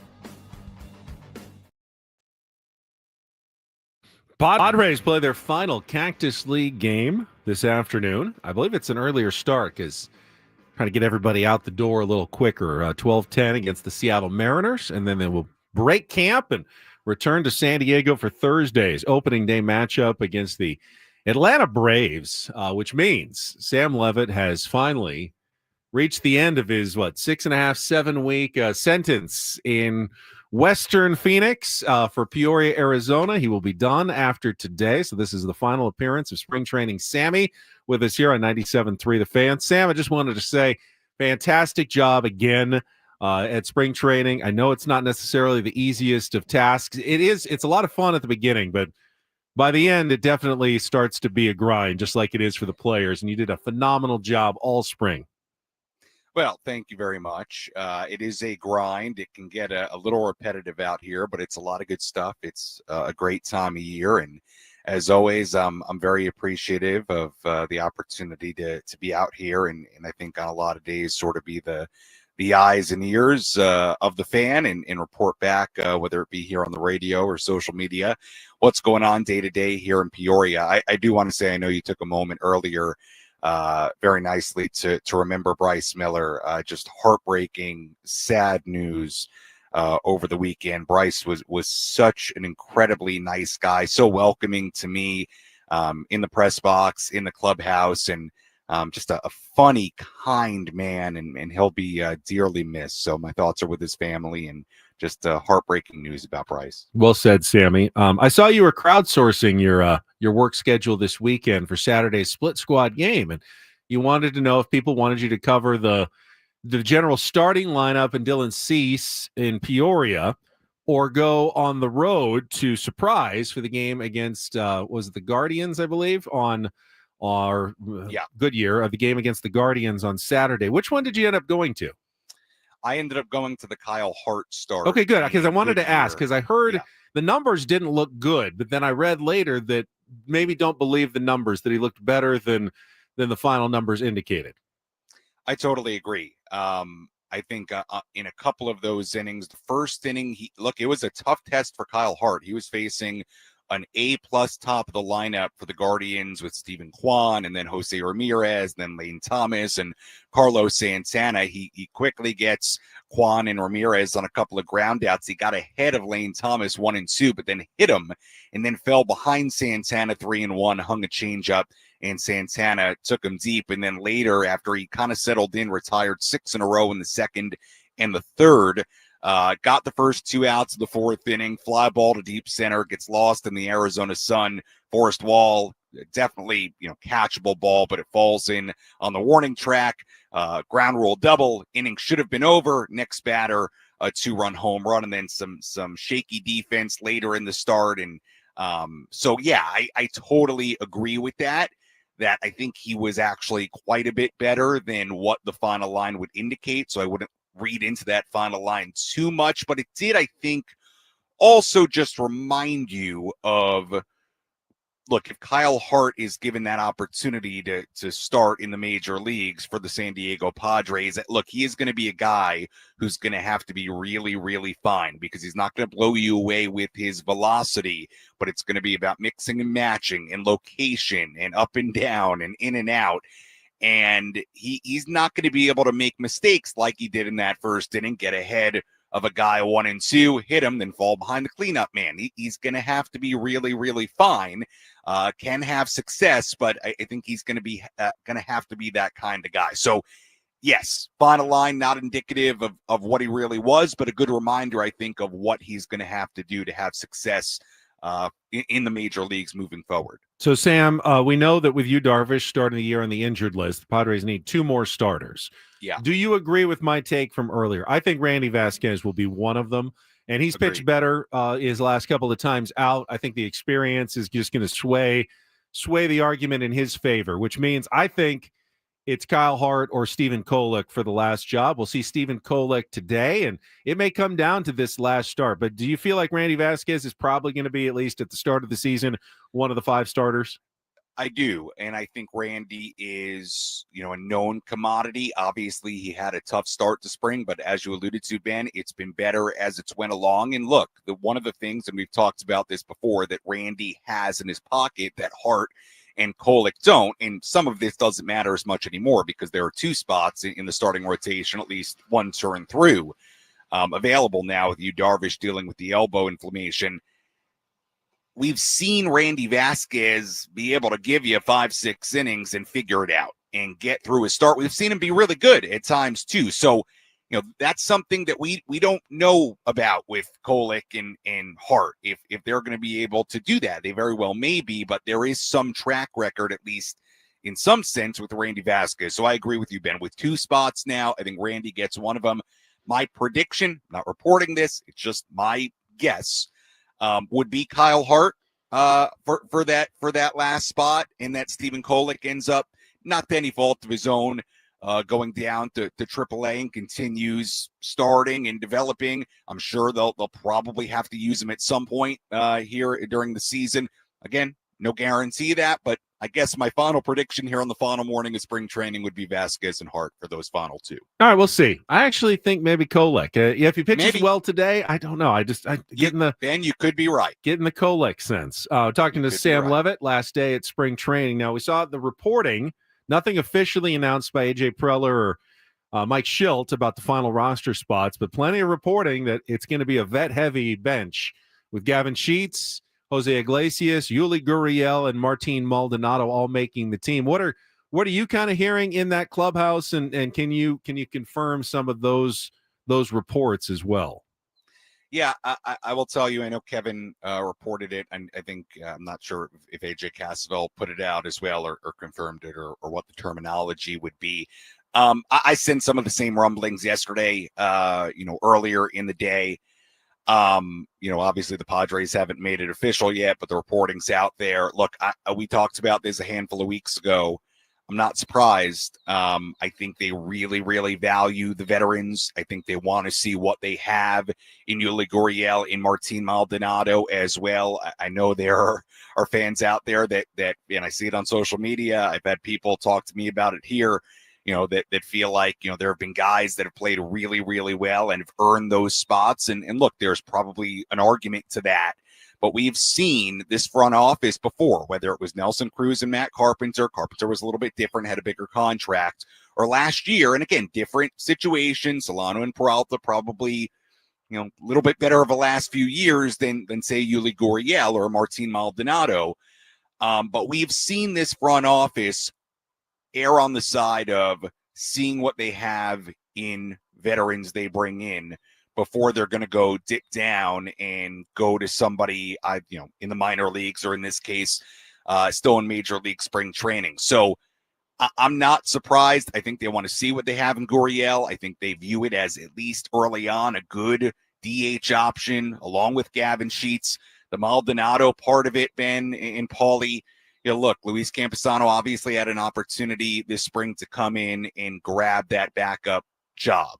And, look, I think with Maldonado, the offensive ceiling is not as high as with Luis Campusano, but I understand it. I understand going with a veteran. I know the defensive metrics haven't been, stellar as they used to be for Maldonado over the last few years, but I think they have faith in what he can be defensively, and I really think they value defense at that position. And that could also just be based on their options offensively there. So I'm sure Campy's going to be involved at some point this season, but I'm not surprised at all that in all these cases they are erring on the side of veterans. That's been the track record of this front office the last few years. And now the question becomes, and I didn't know this answer late yesterday, what that final spot is going to be. And I don't know. I really don't. I don't have any inclination either way. It's a really, really tough decision. It could lead to you losing some guys. So, but I'm, Ben, back to just the veterans and the reporting that came out yesterday. I'm not surprised, and I think it pretty much falls in line with how they've operated, over the last couple of years. I guess the argument to go with a guy like Oscar Gonzalez or Brandon Lockridge or even Connor Joe is all of them have performed so well, and you just want them to be able to keep that momentum on the big league level. I always worry that when you send someone down to El Paso, it just kind of something changes. It's like, and I don't know that it's mental necessarily, but it's just such a different environment there that maybe you want to keep at least one of those guys with the big league team just so they can roll right through spring training where they've performed so well and try to keep that going with the big league club.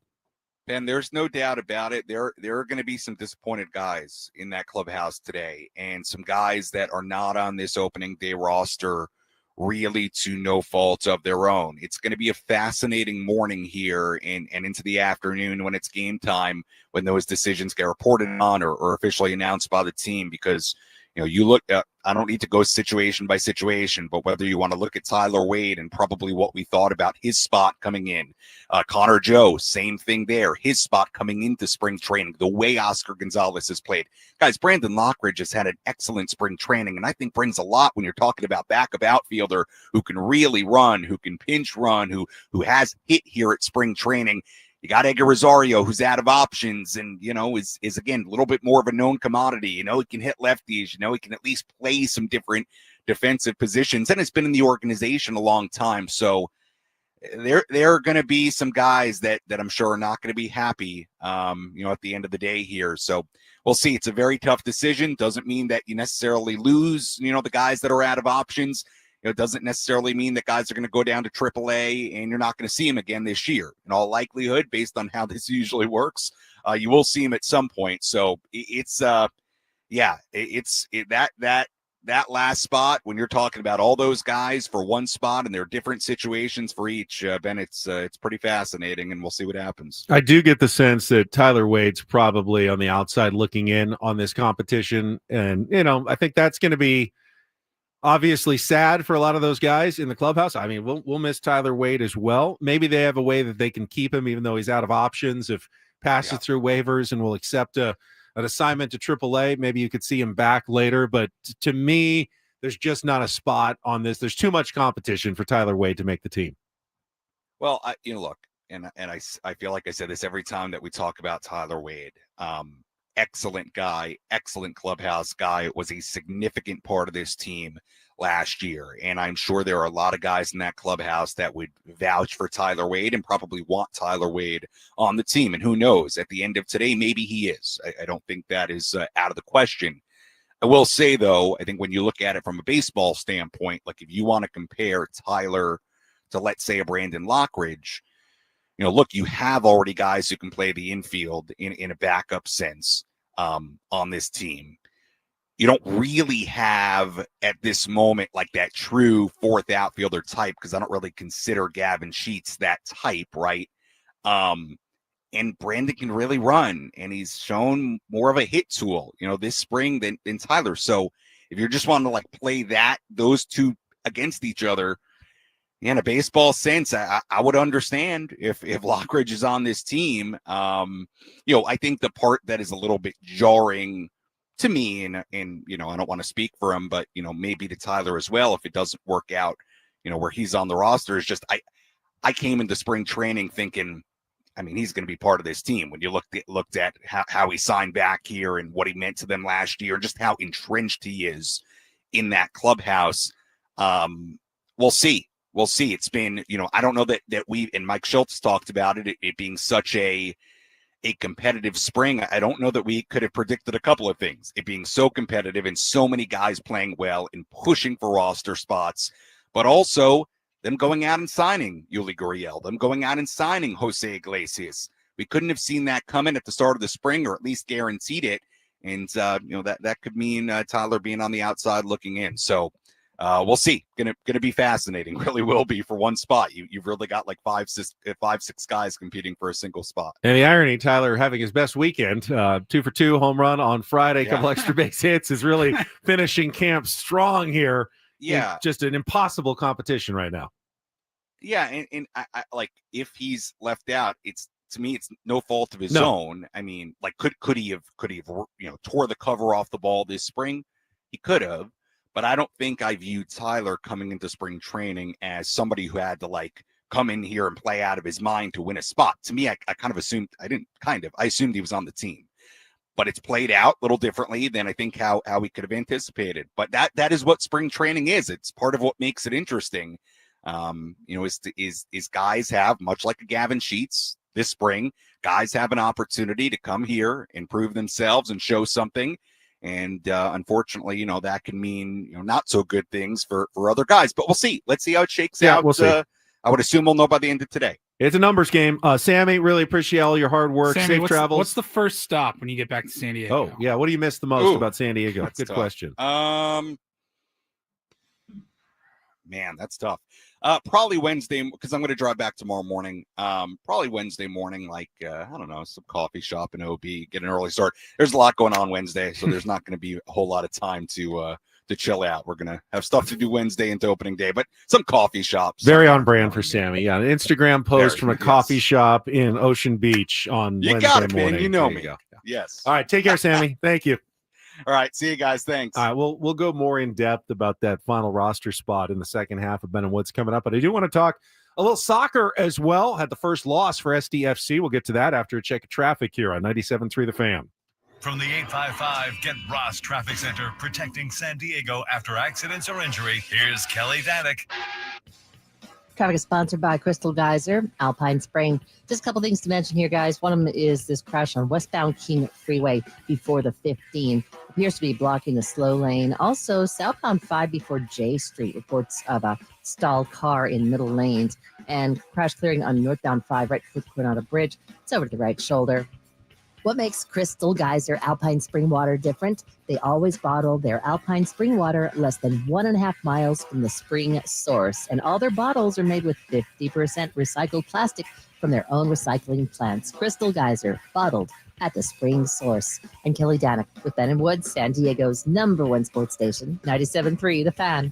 And don't forget, if you want to say hi to Sammy and the rest of the 97.3 The Fan crew, you can join us at Baja Rick's at 176th Avenue across from the Hard Rock as we celebrate opening day this Thursday. Ben and Woods will be broadcasting beginning at 6 a.m., followed by the Braden Soprenet Show until noon.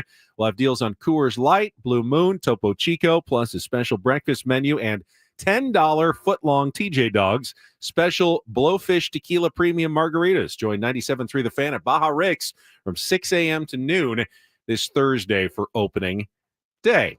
All right, a little soccer talk, Paulie, and our team is starting to establish an identity, both good and bad. I'm talking about San Diego FC. Suffered the first loss in franchise history on the road yesterday at Austin. Was the Sunday game on Apple Plus. So hopefully some people got a chance to watch it. But the bad part of the team's identity, slow starts. Got off to another slow start. Now they overcame it and came back to tie and win previous matches. But this time, giving up 2 goals in the first 20 minutes was too much to overcome. And both goals had kind of a similar feel to them as well. First one was Brandon Vasquez, who's the Chula Vista kid, is their big money acquisition for Austin. Just got a nice run behind the defense with a great feed and beat CJ Dos Santos to make it 1-0 in the first 10 minutes. Second goal, though, is one that I think would drive any coach crazy. And even me not being a huge soccer guy, Mikey Varas had to be just beside himself when SDFC got called for a foul right in the middle of the field. And at least 2 of the players stopped to like protest to the referee, like, hey, come on, no, that's not a foul.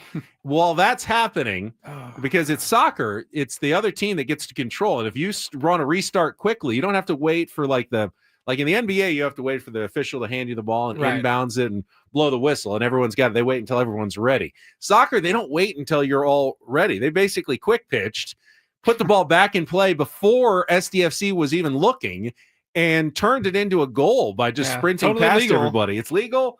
It was taking advantage of the rules, and they caught SDFC napping, and it cost them a goal and ultimately cost them at least a point in the standings, because after that, SDFC kind of dominated the way they have done most of their matches. They had the ball most of the time. They scored a goal. Luca De La Torre, another San Diego kid, scored his first goal. It was 30 minutes in, so there was plenty of time to try to find the equalizer. But the rest of the match, the final 60 minutes of the match, even though they had the ball like 70% of the time, they just weren't ever able to find that goal. And Austin decided, hey, we got the lead. We're just gonna cram our defense all back in front of the goal and, try to stop them from scoring and see if we can bleed the clock all the way to the end. And, ultimately a couple of good chances. Austin had some chances on the counterattacks and they made a couple of saves, but no one was able to score again. And SDFC suffers pretty tough loss, actually, against a good Austin team that they could have at least gotten that 1 point on the road like they've done in their other matches at home. That one kind of stings a little bit, I think, for Mikey Varas and the team. Rivalry week. Yes. I mean, if you have a rivalry week against a team you've never played before, I don't know if that's that's even possible. But LAFC coming to town on Saturday night at Snapdragon Stadium. Are you not fired up? I mean, in the history between these two beat sides, LAFC. the bad blood between these two teams goes deep for their first ever meeting come up this week. All right, we will come back. Second half of Ben and Woods ahead. Don't go anywhere. San Diego's #1 sports station, 97.3 The Fan.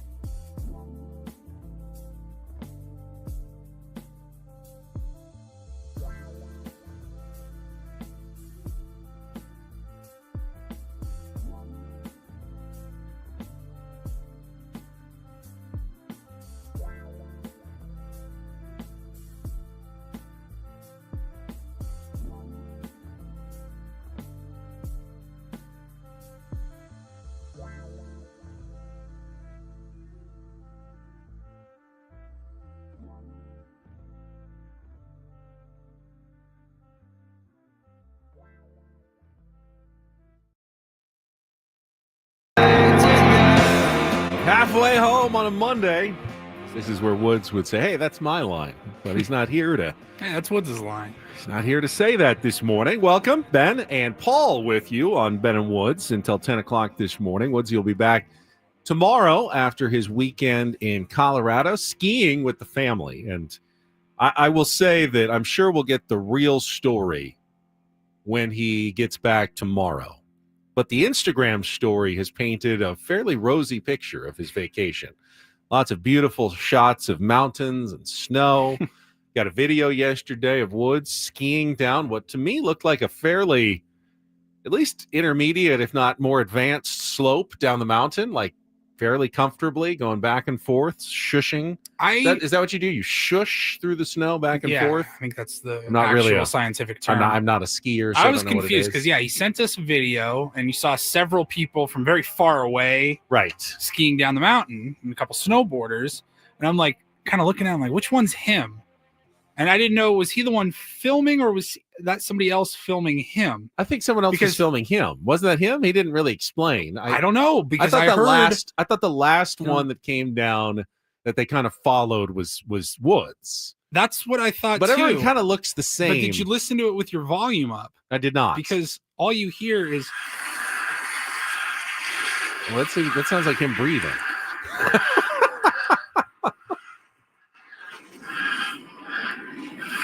Somebody was very heavy breathing there. Well, if that's not Woods, I assumed it was then him. Someone else needs a CPAP machine in that family, apparently. So I thought I was watching Woods. I thought down so the too, mountain. but then I'm like, well, that person also is a very problem. Here's the problem: once you put on a parka and ski clothes, everybody kind of looks like Ian Woods. Now, remember, the altitude, it's very hot. It's like, I don't know, 8,000 feet up there. So it's very thin air.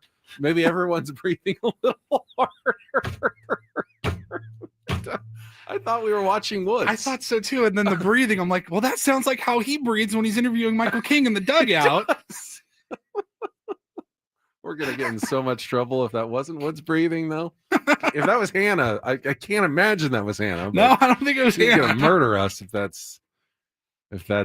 was her. I have no idea. I'll have to find out tomorrow. Oh, so, but anyway, the pictures look beautiful. I mean, you had the kids in their snow outfits and, the shots from the last time patio you of the saw lodge. snow or went to the snow? I have not. I guess been experience, to not like because snow. we drove home from spring training a couple of years ago and there was snow in the mountains. snow, But that I mean, doesn't like count. you went out, Like, you touched snow. I went with the in-laws to Lake Tahoe, and I believe the kids were still babies. So that was like 20 years. This was like 18 to 20 years ago when that happened. So yeah, that's been a long time since I've experienced any actual snow in my life.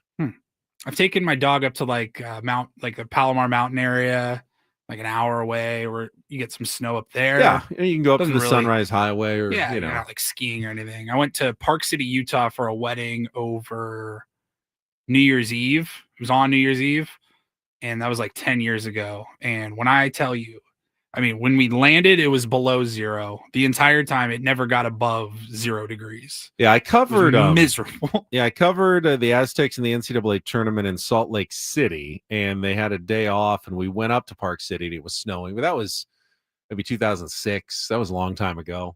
I mean, you couldn't walk anywhere without slipping on ice. It was miserable. I couldn't do it. Absolutely snowy Chargers game in Cleveland, but that was like 2004. So we're definitely in the 20-year range since I've dealt with snow. We'll get all the stories from Woodsy when he comes back tomorrow.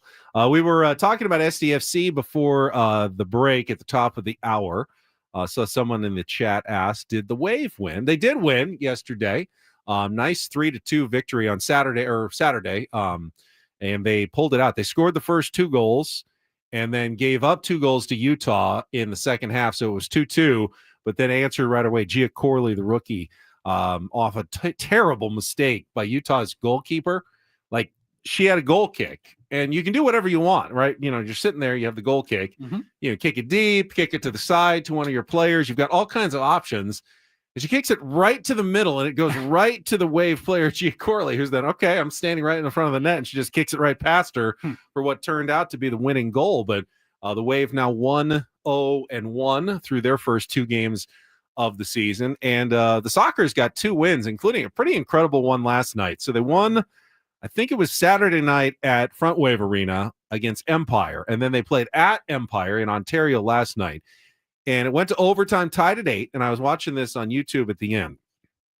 They were way deep on the wrong side of the field, but one of their players, Leo de Oliveira, got kind of a turnover, and the goalkeeper was out of position, kicked it all the way across the field over the goalie's head. Wow. And he couldn't get back in time, and it went into the net for the overtime game winner. It was very cool way for that soccer game to end. So did have some local action over the weekend in soccer. Had the Seals won again. Woodsy Seals were on the road in Calgary. It was probably snowy there, but they got a really big win, 16-12 of the Calgary Roughnecks, improving their playoff positioning with 4 games left in the NLL regular season. 5 more goals for Wes Berg. That's 11 in his past 2 games, and they're on the road again this week with another important game at Rochester on Saturday. And the San Diego Legion, our rugby team, is undefeated. They're the only undefeated team in Major League Rugby. They're now 5-0 after beating Miami 31-12, and they will be on the road again this week at Houston on Saturday. So definitely had some local action this weekend, including that first ever loss for SDFC. As we mentioned, they will be back home this Saturday night at Snapdragon Stadium for their first ever game against LAFC, the team that they decided before the franchise even started was going to be they're even a bigger rival than the LA Galaxy, who they already beat in the first game. This, though, is their true LA rivalry. I think I got like an email or something sent to me like, it's rivalry week. And I didn't care enough to like even try to fake an outrage, but I was like, is it a rivalry already? Can you call it a rivalry? No. I don't rivalries think you can. Rivalries have to be born on the field somewhat naturally. Like when they assigned the Mariners as the Padres' natural rival, it was silly. But now after, 20 plus years of interleague play and having to face them every single year and joking about the Vetter Cup, we actually have the Vetter Cup. It was announced last week, and now it feels at least a little bit like a rivalry. Right, but you have the geography thing with any team in LA and any team in San Diego, but I don't know does that automatically make it a rivalry? Logically, that's probably where it's going to head, but it's not there yet. You haven't played yet. You don't have a rival when you haven't played a team yet. You have to play them before you have a rivalry. Clearly the biggest story, though, is the Padres and their roster decisions. And I'm looking in the chat about the consternation about the reports that Yuli Gurriel is going to be one of the final players on the roster. And I'm not going to try to stop you from feeling the way you're going to feel. I was not surprised to hear that. They signed him for a reason. I mean, why do you sign a guy and bring him into a camp where he performs fairly decently? I mean, he's hitting like 280 to 290, and then he doesn't make the team. Well, what did you sign him in the first place for? Why'd you sign Connor Joe? Why'd you sign Tyler Wade? Well, Connor Joe, I believe, is going to be an important member of this Padres team at some point. They're going to need Connor Joe, but he has options. They will send him to the minors likely, and he will come back at some point. Is Connor Joe probably a better all-around player at this point than Yuli Gurriel? I kind of think so. Yeah. But if you don't put Yuli Gurriel on the team now, you lose him. He's going to go somewhere else, or he's going to retire. He is not, I promise you. Yuli Gurriel ain't going to El Paso, to wait for his opportunity. You either put him on the team or he's gone, which is understandable. He's a 40-year-old player, and they want to see what they have in Yuli Gurriel at the start of the season. It may be 2 weeks. It may be 3 months. I don't know. Maybe he ends up being an important part of the team, but I certainly understand the rationale of giving him the opportunity. Once you signed him, I think this was always what the end game was likely going to be for at least the opening day 26-man roster. I think a lot of the consternation comes from looking at the roster and seeing both Jason Hayward and Yuli Gurriel as older guys and maybe wanting to see what the younger guys have before we just start the season with them in AAA or on waivers on another team, etc. But like Jason Hayward's not even a question mark. He's in the starting lineup. I'll be kind of mad if they put Yuli Gurriel on the roster and it causes them to lose Oscar Gonzalez and Eggy Rosario through waivers, or Oscar Gonzalez opts out. I don't even know what his deal is right now. My at least assumption at the moment is that AJ Preller has put his ducks in a row and feels like he's going to keep the guys that he wants to keep while also giving some of these vets an early opportunity and can still call up other guys if and when necessary to add to the roster. If that's not the case, then I think there's more of a discussion here. If you're really choosing Yuli Gurriel at the expense of, maybe Oscar Gonzalez returning to the form that he had in 2022 with the Cleveland Guardians when he was a solid major league player, and he's looked really good this spring. And maybe he gets that last spot on the roster. I don't know. There's still one spot left. Maybe it's Oscar Gonzalez. I tend to agree with Sam. I think Brandon Lockridge makes the most sense as like the last outfielder with his ability to pinch run. He's hitting well right now, plays good defense. To me, he's the most versatile guy. Connor Joe is probably the better all-around player, but he's not the best bench guy because he doesn't have the same speed. He doesn't have the same defensive ability. So if you're looking for truly the last guy on the roster who's your bench guy, I think Brandon Lockridge makes the most sense on this team. Those skill sets are the ones you need coming off the bench. Mm-hmm. Now, if you needed an everyday starter or a guy who's going to start 5 or 6 days a week, I think Connor Joe is probably a more likely guy. He's versatile. He can draw walks. He gets on base. If you're going to have him out there every day, I might go with Connor Joe. But as a final, 26th man on the roster, I think Brandon Lockridge is probably the guy. And you know what backs me up on that? Brandon Lockridge, if I'm not mistaken, was the 26th man on the roster for the playoffs last year. I believe you're right. Doesn't that tell you when we're trying to put together the most important roster we can and the best, group of players to interact to win games, if they put Brandon Lockridge on the playoff roster, why wouldn't they put him on the roster to start the season now as well? That's because he's had a great spring. There's no doubt about it. So I kind of think Brandon Lockridge is going to get that last spot. Yeah, I think most of my frustration was just kind of more in general, just kind of looking at the depth. It just doesn't look great on paper. And you see some of the guys that I would like to see having a chance on the outside looking in now.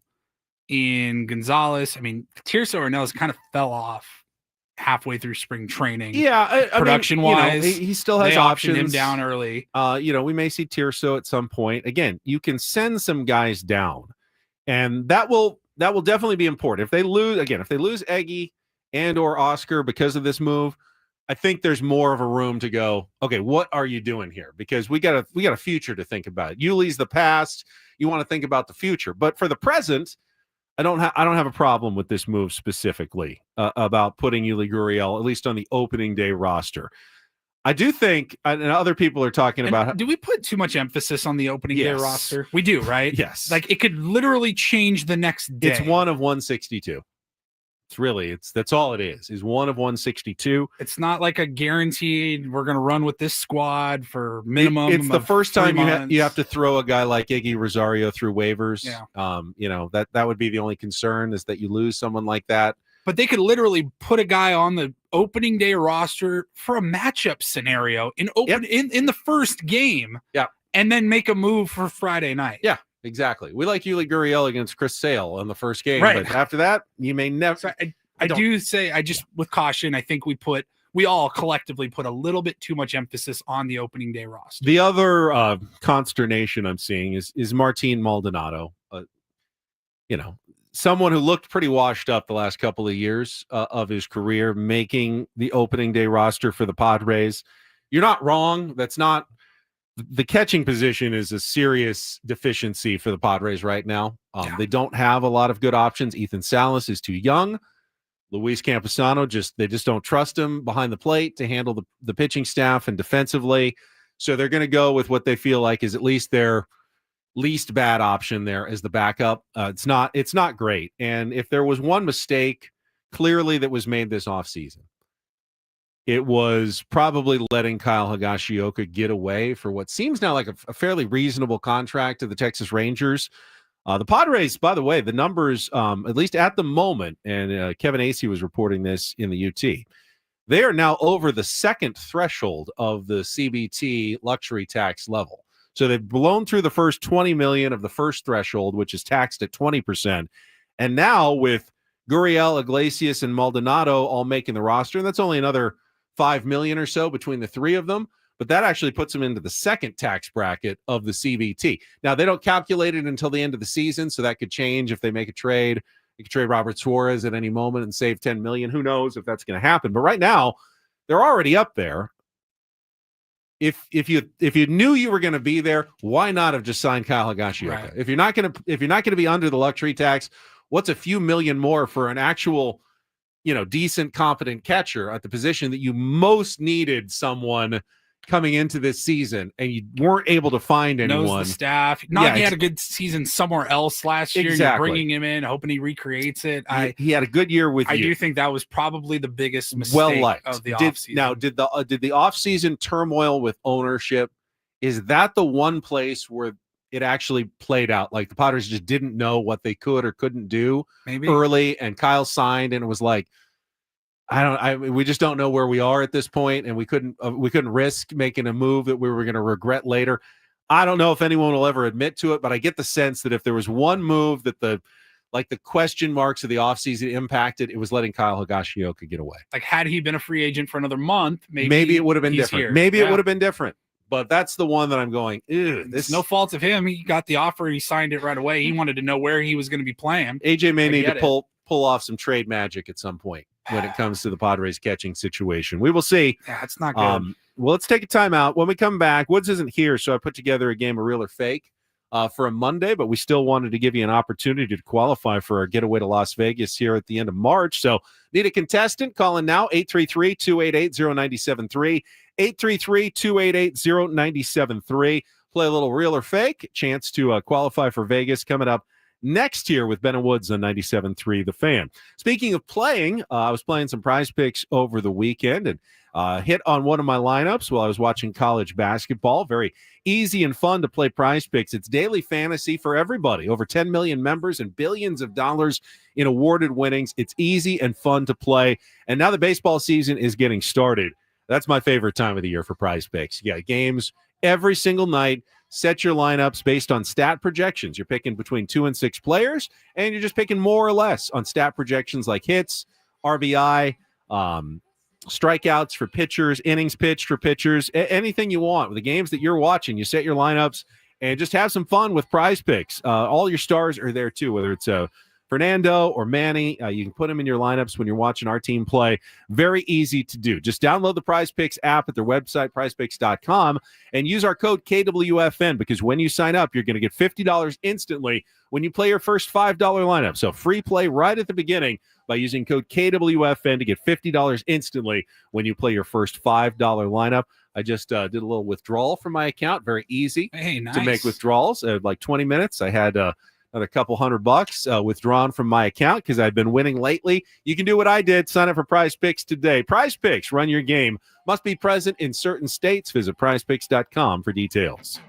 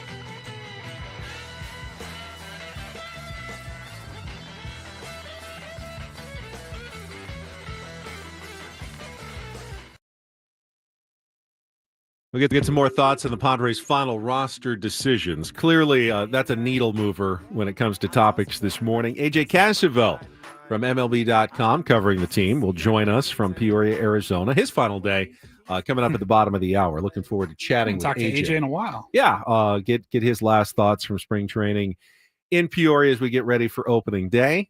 Padres also have their pitching rotation semi-set. Mike Schilt, he already announced Michael King as the opening day starter for Thursday, and he confirmed Dylan Cease will start Game 2 on Friday, but it won't be Nick Pivetta in Game 3 on Saturday. He is almost certainly going to start Game 4 Sunday Night Baseball against the Braves to close the series. He'll be pitching tomorrow night to stay on turn. He's going to stay in Arizona and pitch in like a minor league game. That really blows. So you have to actually stay an extra day when everyone else gets to go home, and you got to stay in Peoria one more day. Poor Nick Pivetta, but just so he gets his work in, he'll be staying on Tuesday, which would, of course, line up for him to pitch on Sunday, possibly Monday, but likely Sunday against the Atlanta Braves, which means the final competition is actually for the third starter spot on Saturday. And I'm thinking that'll be Randy Vasquez since he pitched over the weekend. And then the fifth starter spot on Monday in the second series against the Guardians, which will go either to Stephen Kolek, who's pitching today, or Kyle Hart, who pitched over the weekend. But that's my interpretation. We'll see what AJ Cassavell has to say coming up at the bottom of the hour. Right now, though, let's get to our game. It's time to play a little Monday edition of Real or Fake.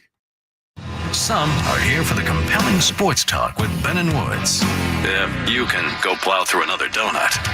It's time for Real or Fake on 97.3 The Fan. Tell the people what they'll win today.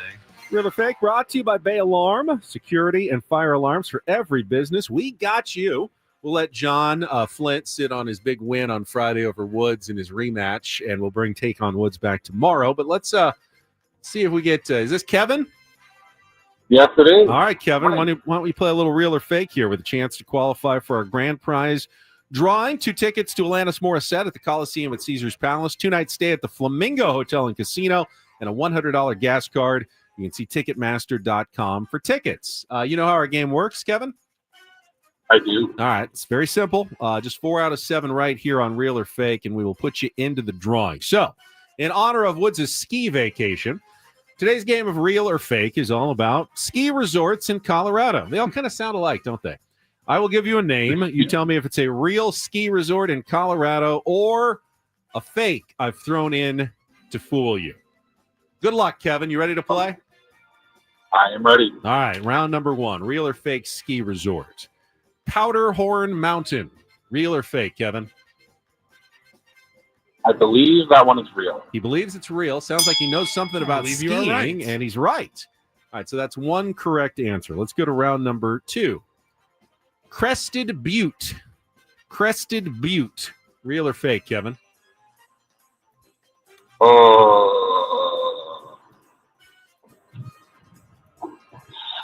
That one's tough because it sounds like it could be real. Just trying to think if you wanted a way to make a butt joke on the show this morning. I'm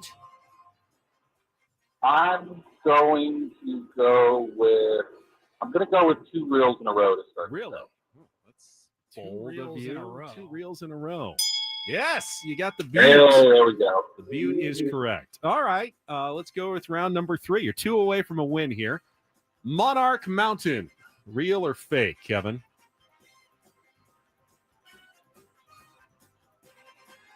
I'm not going to lie, that seems a little too simple. I think I'm going to go with Fake on this one. Gotcha. 3 reels in a row. It's all right. That's just one wrong answer. We'll go to round number 4. Crystal Summit. Real or Fake? I'm going to go with Fake again. And you would be right. All right, you're 1 away from the win. Bring it home. All you need is 1 more out of these last 3. This should be easy. Let's go with North Elk Ridge. Real or Fake? I want to say that one's real. I think I've actually driven by something that sounds like that. He says real. You have not driven by it because I made that one up myself. That's okay. We got 2 more choices here. Let's go with round number 6. Timberlake Mountain, real or fake? I'm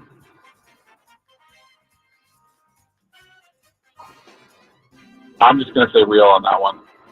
Justin Timberlake does not have his own mountain. That is fake. Uh-oh. Now we're down to the 7th and final one one. left. All right, all the marbles for this one. Here we go. Real or fake Colorado ski resort? Beaver Creek, real or fake? That's too hilarious. I'm going to say real on it. That one is real. I've actually been there. Correct. You have won. There we go. Kevin, our game is real and fake and qualified for the grand prize drawing for Las Vegas. Down the line, Paulie will get your information coming up during the break, and we will come back and talk with AJ Cassavell from MLB.com next with Ben and Paul on San Diego's #1 sports station, 97.3 The Fan.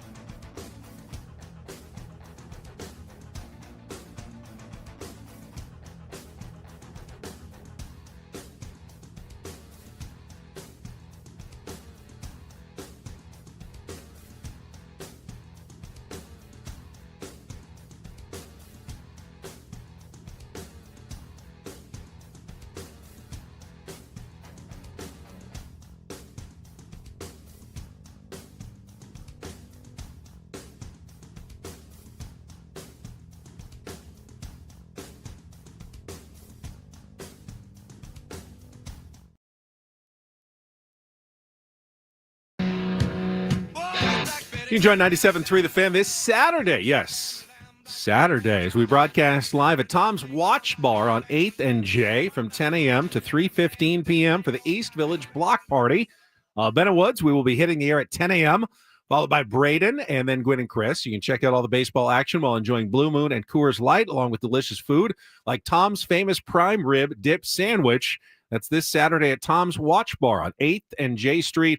Brought to you by Blue Moon Brewing Company, Golden, Colorado. Celebrate responsibly. Well, we just played a game of real or fake. Zach in the chat has a request. He says, can we save Ben saying Beaver Creek might come in handy later on? Oh, Zach. Beaver Creek. Oh, yeah. I knew Like I didn't already have that ready. Had that one. That's an actual ski resort in Colorado. That was real. I did not Beaver Creek. Did not deviously come up with that one. That was Beaver.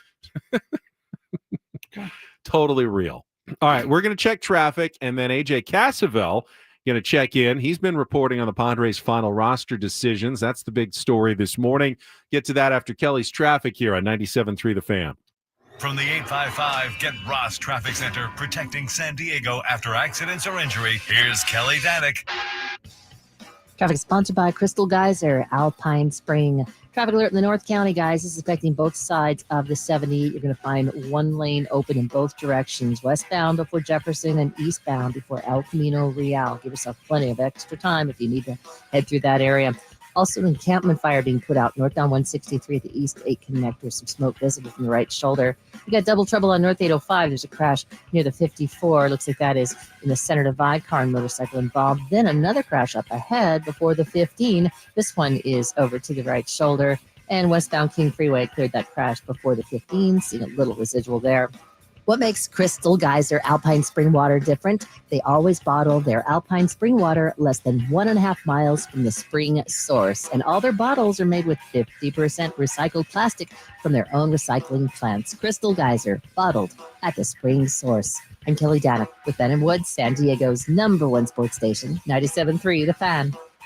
So I think we all agree, Paulie, myself, and Woods, even if he was here, Shawshank Redemption is one of our favorite movies. Oh, yeah. Elite. And I always think about the scene where Red goes in for his parole hearing and ask him if he thinks he's been rehabilitated at the, it's the end of his long sentence. So kind of feel like this is the moment for AJ Cassavell. He served most of his sentence in Peoria, Arizona. Now he's coming in for his parole hearing to see if he truly has been rehabilitated, and they will let him back to San Diego at the end of the day today. As AJ Cassavell from MLB.com covering the Padres joins us from Arizona. Good morning, AJ. Good morning. They better let me back. This is like a top 5 day of the year for me. Leaving Peoria, baseball season starting, it's like as good as it gets.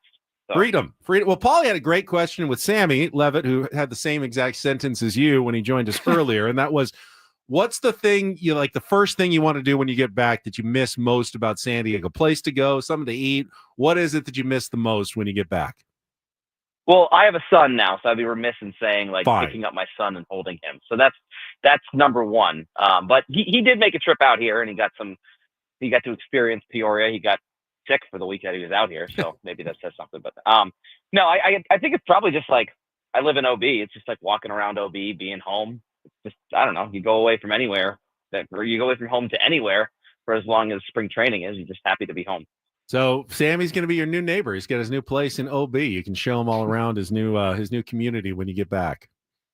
We've already been comparing notes on it. Of course, so we're excited to. All right. Well, the big news this weekend, AJ, seems to be these final roster decisions. And while nothing officially announced by the team, sounds like it's been going around at least the clubhouse that some of the vets have made this squad, like Yuli Gurriel, Jose Iglesias, and Martin Maldonado. What have you been hearing?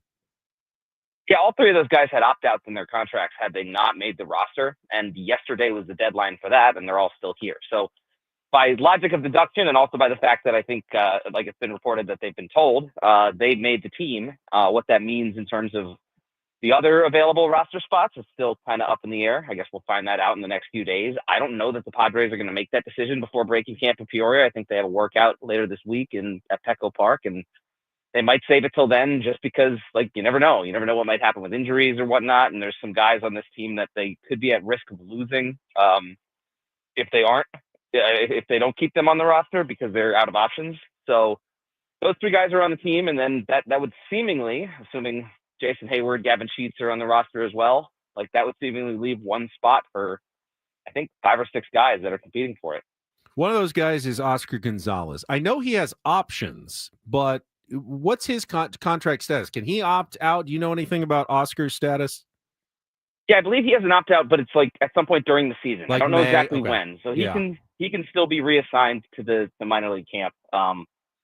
Just based on the situation of the roster, I would say that's probably likely at this point. And so that would, I guess, if it's not him, I know he's had a really good camp, but if it's not him, that would seemingly leave, I guess, Tyler Wade, Eggy Rosario, as the guys that are out of options, and then Brandon Lockridge. Who am I forgetting off the top of my head? Connor Joe. I've been writing this so many Yeah, and Connor Joe yeah. as like the 4 guys competing for that final spot. You know, my take, AJ, and I want to know if you agree or disagree, that if you're looking for maybe an everyday player, I kind of like Connor Joe. He's versatile and gets on base, walks. I mean, you signed him for a reason. But if you're looking for like the 26th man, a guy who can play defense and come in and steal some bases, I mean, Brandon Lockridge was on the postseason roster for a reason last year, and I feel like that may give him a leg up, especially considering what a great spring he has had for the San Diego Padres. Yeah, I think that's a good point. And if you're really reading between the lines of like what yesterday's moves meant, like the fact that they kept Gurriel and Iglesias, those kind of fill some other needs that would leave a spot available for Lockridge. Maybe like if at first base or the DH platoon, seemingly between Gavin Sheets and Gurriel, the utility guy going to Iglesias. If Hayward's in left, then you're kind of missing the right-handed half of that platoon. And I know Connor Joe is one of the guys that could fill that spot as well. But Lockridge had a really good camp. And so I think I'm not entirely comfortable. I don't know. I haven't seen enough from Eggy Rosario necessarily defensively in left field to say like he can be a starting left fielder. I think he's a really good, really useful, really versatile player. But like you said, like there's a lot of value in that 26-man type of what Brandon Lockridge can bring. And then the fact that he can, I think, steal a base off the bench, come in, play excellent defense as a late game replacement. Like if you have an outfield of Tatis, Merrill, and Brandon Lockridge, that's a really, really strong defensive outfield. And you're playing in a division where you usually need a really strong defensive outfield. So he has a case, but then again, he has options, and there's other guys that have made really strong cases this spring too. Talking to AJ Cassaville from MLB.com, his last day in Peoria. And Paulie made the good point earlier that we make a lot about the opening day roster, but really it's just the roster for one of 162 games, and they can make changes on day 2 if they really want to. The real, we all know that this team is going to go as far as its stars take them. So let's talk about how good of a camp, some of the stars have had. Manny Machado homered on the first pitch he saw and then didn't homer again until this weekend. But how do you feel like Manny and Tatis and Merrill, who had a home run, his 4th one yesterday, how are those guys looking, in your opinion, as we get now close to the season and it makes a little more impact of how they're playing this week? Yeah, I'll put Merrill in another category. He looks extremely ready, and he looks like he's been ready since the first day. He's also never had a camp. This is his first camp he's gone into where he just kind of knows he's on the team, and he can kind of, like, I'm not saying those veterans have taken it easy, but there's some element of cruising and making sure you're ready to go when March 27th comes as opposed to early spring. And so that's my biggest takeaway with guys like Machado and Tatis and Arise, who were all hurt last season. Like, they look healthy and they look good. And if their OPS is 500 or if it's 1,000, like, it doesn't really matter what happens in the Cactus League. If those 3 guys are healthy, they're probably going to hit during the season. So you want to see them leave Peoria healthy. And I think that's where we are. I think Arise has probably had, of that group of those veteran stars, the best camp. He's hitting pretty much everything. But I also don't look at Manny Machado's spring and think he's not going to be Manny Machado this season because of what he did in the Cactus League. I think pitching-wise, Michael King and Dylan Cease are finishing camp really strong. Usually that's when the hitters start catching up a little bit later in camp, when the pitchers dominate early. But do you read anything to how well those guys have thrown in their last start or 2 in particular? Yeah, I try and only read into the last start because a lot of times that's the only start those pitchers not take seriously, but it's the only time they're pitching to get out as opposed to pitching to like working on things and throwing certain pitches that they want to experiment with. Like the last start is the only time those guys really kind of fully game plan and try and treat it like a start to get ready for the season. And based on that, I would feel pretty confident in what Nick Pivetta, Dylan Cease, and Michael King did, because they were all excellent in their last starts. I don't know how the last 2 spots fill out, but to me, I would be pretty pleased with the spring just based on literally those last 3 outings that we saw, because all 3 of them look particularly dominant. And they have that kind of stuff. I think we know exactly who they can be. They've been it before. The rotation is relatively thin. The Padres need those guys to stay healthy, but if they're healthy, I think the ceiling's pretty high for all 3. AJ, let's talk about those last 2 spots. Sam and I both kind of thought Randy Vasquez, based on his experience and good outings the last couple of times out, is probably going to get one of the 2. So the last one coming down to Stephen Kolek or Kyle Hart. He argued Hart. I argued Kolek, depending on how he looks today. I mean, it could really come down maybe even to today. What's your sense for that the final starting jobs there? Yeah, I think I agree with you on the Randy Vasquez front. The Padres know what they're going to get, and he's been fine this spring. It was pretty solid for them at times last year. The last spot is interesting to me because Kyle Hart's been solid. I think his numbers in his last outing are kind of deceiving. He pitched a lot better than that, but it was just a weird Cactus League day, and I think he had some shoddy defense behind him. But Stephen Kolek is just such an unknown in terms of what he could bring as a starter. And if the Padres think he's ready to step into that role, he's looked really good in the spring, they can give him that spot at the back of the rotation. My question is, like, he hasn't started much in the last few years. And so do you want to kind of give him that runway at AAA? I guess if you're kind of asking me, I would take the Sam Levitt side of Kyle Hart, but it's really, really close right now. And legitimately, if Stephen Kolek goes out and looks as dominant as those top 3 guys today, it would have a hard time denying him. So, I mean, I guess he's been really impressive this spring. And as you said earlier, like it's not about necessarily the opening day roster. It's about what you've got for the 162. And the fact that the Padres have this guy who can make starts, and they weren't entirely sure whether that would be his role, I guess, as recently as like January. They've got to feel good about that, but I would just maybe lean at like 55-45 that spot would go to Kyle Hart, just because of the unknown and because of maybe giving Kolek that little extra time and experience as a starter at AAA. It's close. I mean, I would argue, Kyle Hart missed a little bit of that time, and while he's pretty much built up and says he's built up, Kolek can get a lot of outs, quick outs, and maybe go deeper into a game, especially with 7 games in 7 days to start the season. I mean, it's time. These are the tiniest of margins, I think, that they're deciding on. Same with the back of the bullpen as well.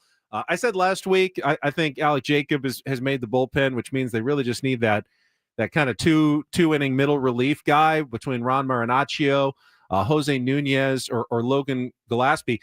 Tell me, AJ, I kind of think that what we saw from Gillespie yesterday tells me he's not going to be in the bullpen. He looks like they're trying to stretch him out as a starter and might want to continue that experiment at AAA to start the season, but I could be wrong about that as well. What do you see at the back of the bullpen there? I think they're still trying to figure that out. Like, I think I don't know if Logan Gillespie is going to be like a 6-inning kind of starter. I think yesterday was more like, hey, if we need you in a pinch to pitch 4 innings, like, let's see what we can get there. I don't know if like their minds could change on that. I think this is a relatively recent development because they have had injuries to Matt Walzer and to Yu Darvish, and the upper level pitching depth is something they want to focus on. I think he could get that final spot. Obviously, losing Nunez means you lose him for good. So there's and you look at what Stephen Kolek is right now. If the Padres had that same sentiment last spring when they weren't entirely sure what they were going to get from Kolek, they wouldn't have him in the organization. So that is a consideration. I don't think it's the consideration. I think if I had to guess, it comes down to Gillespie and Marinaccio. But I really don't know. It's like you said, the finest of margins. It might come down to a question of like how many innings the Padres need and who's available, who is able to stay in the organization. Like these things, there's so many factors that go into these decisions that I guess I don't envy the decision makers. And I've heard that from so many guys on this roster this spring. And it kind of is cliche, but it's also kind of true because usually these things sort themselves out. And to me, this spring feels like the most I've ever seen it where they didn't sort themselves out. Everyone kind of performed pretty well, or at least pretty even. Yeah. And I legitimately don't know going into the last 3 days. Yeah. And then, of course, the other AJ Preller could change everything with a last-minute trade, which he has been known to do before. I haven't heard anything, but you just can always have to be on your toes here at the end of spring training with AJ Preller, don't you, AJ Cassavell? Believe it, I know that. I will be driving home today after the final out, so I expect it to happen sometime when I'm like, I don't know, Yuma, maybe El Centro, and I'll have to hop out. We call it the 10:01 news dump because it's always right after our show finishes at 10 o'clock that AJ makes a move. So maybe after you get in the car today is when he pulls it off. Who knows? Thanks, AJ. Safe trip back to San Diego, and we will see you at opening day on Thursday. All right, appreciate it, guys. See you there. Good stuff. AJ Cassavell, MLB.com, covering the San Diego Padres top to bottom there. That was about as thorough of a final spring training day recap as you're going to get. AJ Cassavell is terrific. He is good. Very, very good. And yeah, I mean, wouldn't it be? I mean, nothing. There's been no rumors. Nothing really on the the insiders haven't mentioned in weeks anything about a Dylan Cease or a Robert Suarez or any sort of trade. That's when AJ Preller tends to strike. When you least expect it. He keeps them both and goes out and gets somebody else that you had another idea. starter, a catcher. Who knows what AJ could have up his sleeve here as we approach opening day on Thursday. I'm keeping the notifications on. The Passan, the Cassavells, it just, you just have to be ready here these last couple of days. All right, I want to since this has been such a big topic, I want to open up our phones. Padres fans, final roster decisions. Are you mad? You don't want to see Yuli Gurriel on the team? What would you rather see the Padres do? 833-288-0973. Back with our final hour next here on 97.3 The Fan.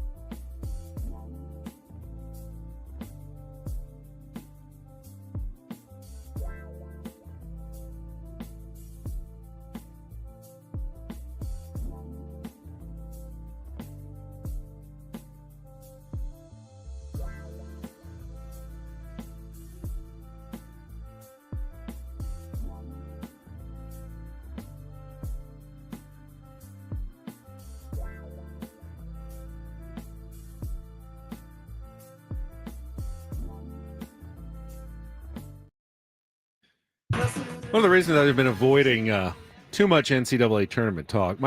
Your bracket as bad as mine? I didn't do great. Pretty bad. I'm looking. So we're in a charity bracket.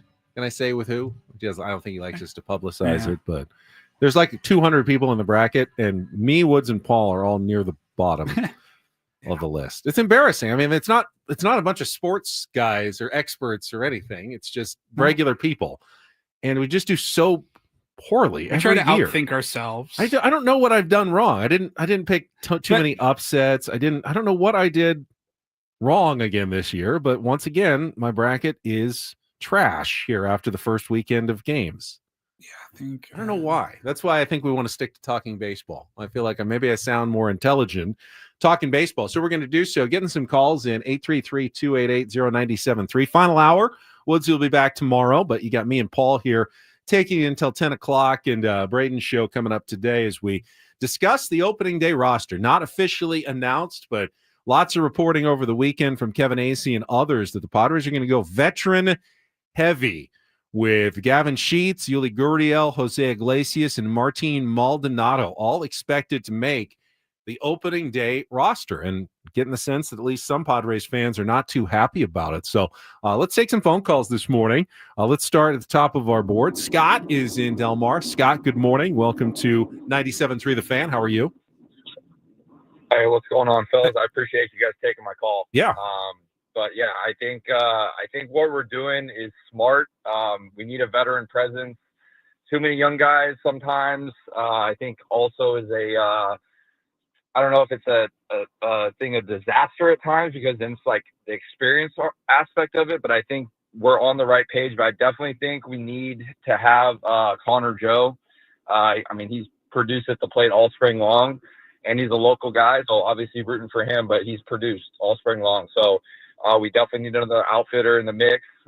We can rely on obviously Tatis and Merrill and all those guys there, but and Gonzalez has a shot at making a team too. But I think Joe, he's proven himself. He's a major leaguer. He's been doing it for a while with a few different teams, but he's a local guy, so rooting for him. But I'm looking forward to this spring and deep got a shot to get another arm maybe at the deadline or before, obviously, like you guys were talking about. But let's go Pods. All right, Scott, thanks for the call. Yeah, I've been pulling for Connor Joe, and he's had a good spring. The issue is so have a lot of other guys. Brandon Lockridge has had a great spring. Oscar Gonzalez has had a great spring. As for the argument, yeah, you need the veteran presence. Yeah, I don't think the Padres lack for veteran presence. I mean, the young guys who are on the team, like Jackson Merrill, not necessarily the kind of young player that seems to need a lot of veteran presence with him. He's like the most veteran of young guys right. you're ever going to see. I mean, there's plenty of vets on this team that I don't think that Jason Hayward and Yuli Gurriel are making this team because they need a veteran presence. Honestly, I don't think that's a factor really at all. I mean, they're definitely veteran guys, but it's not what the Padres need. They need production. And the reason I think they're making the team is that AJ Preller feels more confident that the floor is lower on those guys. You know, it's all about floors and ceilings. And when we think about young players like Oscar Gonzalez, I think we dream, hey, we haven't seen him that much in the big leagues. What if he turns out to be a real star player? But don't forget that the floor for a guy like Oscar Gonzalez and Brandon Lockridge is pretty low. I mean, you know, if they don't perform, it's going to be pretty low. I think when you look at a veteran like Jason Hayward, you go, even if he doesn't have a great season, he's going to run into a few. You know, he's got a good swing, you know, and if it doesn't work out, we can, like the Dodgers did last year, Padres can say their goodbyes at some point and then move on. But if you move on now, you lose those guys. They're veterans. They'll either retire or hook on somewhere else. They're not going to stick around in El Paso and wait to get that call up that may never come. So if you're ever going to put them on the roster, you're going to do it at the start of the season and see what you have. And hopefully it doesn't cost you some of these younger guys. Connor Joe has options. He would have made a lot of teams in Major League Baseball based on this spring. I don't know that he's going to make this Padres team specifically for opening day. Yeah, I think we're all just still a little bit scarred. Maybe we talked about it a lot over the last couple of weeks. 2023, like the Matt Carpenter, Nelson Cruz, sticking on the roster for way too long. And I just got to hope that maybe the team learned a lesson that year, and you can't hold on to a guy that too long, is aged and just not producing. You can't keep him until August again. I agree with that. And I don't even remember, who did they beat? I mean, were there other options at the time? I don't even remember. That year, I don't remember. I know who they Matt could have Carpenter gone was on with. a 2-year deal. Yeah, though, I mean, they were always going to make the team. There was never any doubt in my mind, but I didn't get the sense like, they just regretted that we didn't give so-and-so a chance to make that team. And most of those guys that were there, like Tirso and Eggy, they were in camp in 2023 as well. I mean, they're still. Eggy's been here for like 10 years. I know, he's been here forever. I mean, if they were truly that great, they would have forced their way onto the roster at some point. You can't just think, Eggy, we're going to lose him. Well, you've given him 10 years to make the big leagues, and you're still not sure about him. You can't tell me that Eggy is like, if we let him go, Padres are going to regret that forever and ever. They didn't know what they had. They couldn't figure it out in 10 years what they had with Eggy Rosario. I mean, they either did or they didn't. And if he's not in their plans now, when was he ever going to be in their plans? Let's go to Brandon. Brandon, 833-288-0973. Welcome to the Fan. Good morning. Thanks for taking my call. Yeah, I haven't really watched much of the Padres since they, that disaster in the playoffs last year where they just stepped into the batter's box and peed themselves. The only player that excites me really is I'm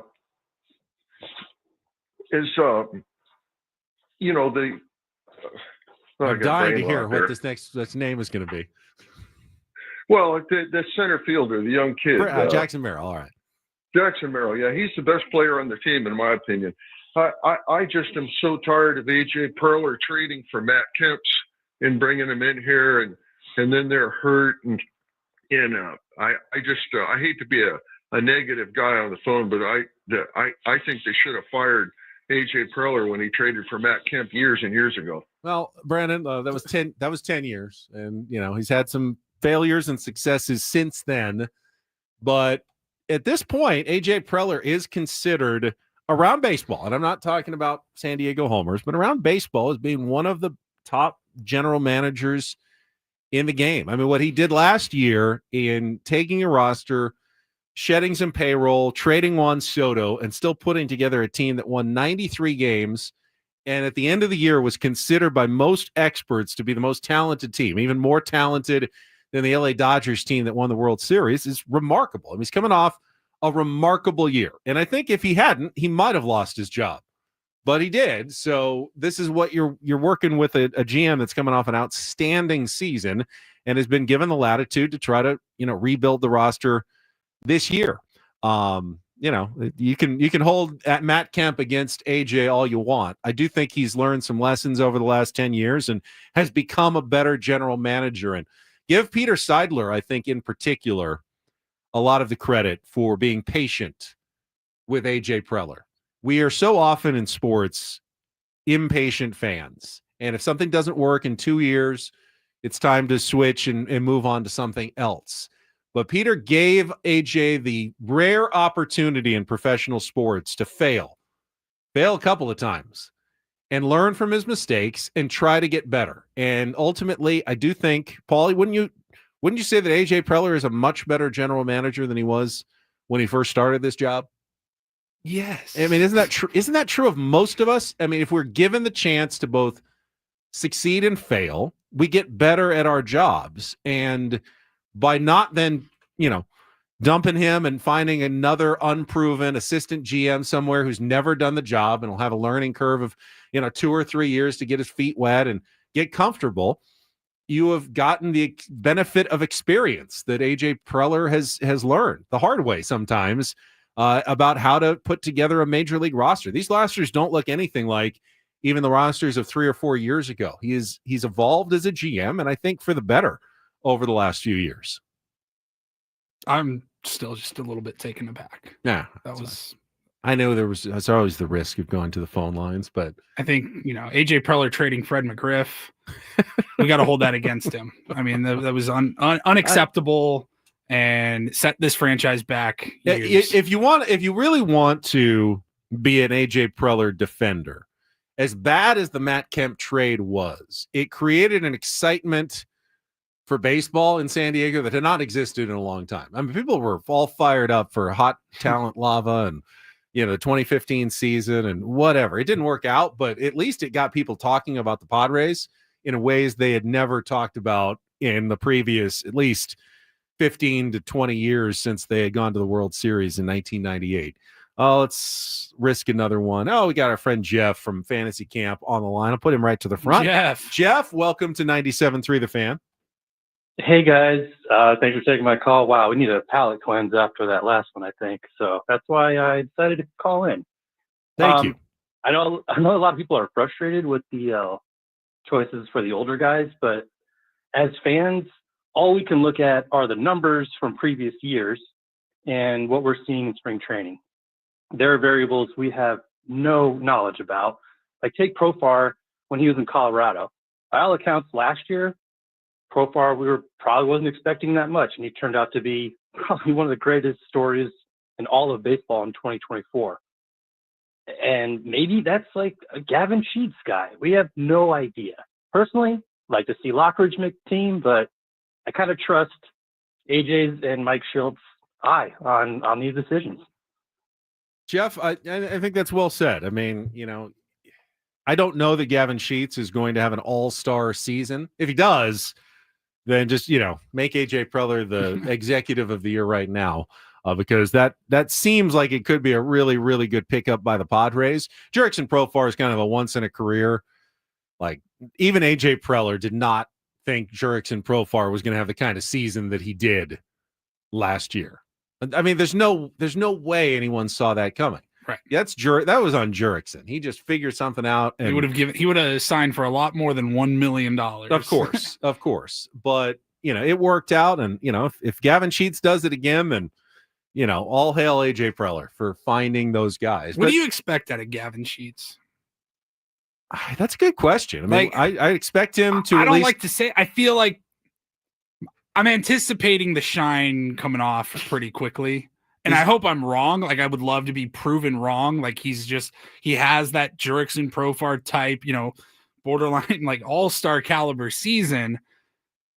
And I'm not suggesting that the coaching staff has gotten fooled or anything like that by spring training numbers. They know so much more about these choices that they're making than we do as the fans. But, like, I don't know that he's on the roster all year long. Let's go with the most optimistic scenario. Can Gavin Sheets perform the way he did this spring for the Padres? That would be what? He had 6 home runs in the month of March. And that's, he got like a 30 to 35 home run type season. That would be like a 6 home runs a month would be a 36 home run season. I mean, that would be a miracle. I don't think that world. Gavin Sheets hits 36 home runs. Padres are winning the World Series. There's a good chance. I mean, they're getting to the playoffs at least if Gavin Sheets hits 36 home runs. That's the kind of pace that he set. And by the way, that's in spring when you're not even getting at bats every day. If he's hitting that many home runs, he'll be the everyday designated hitter.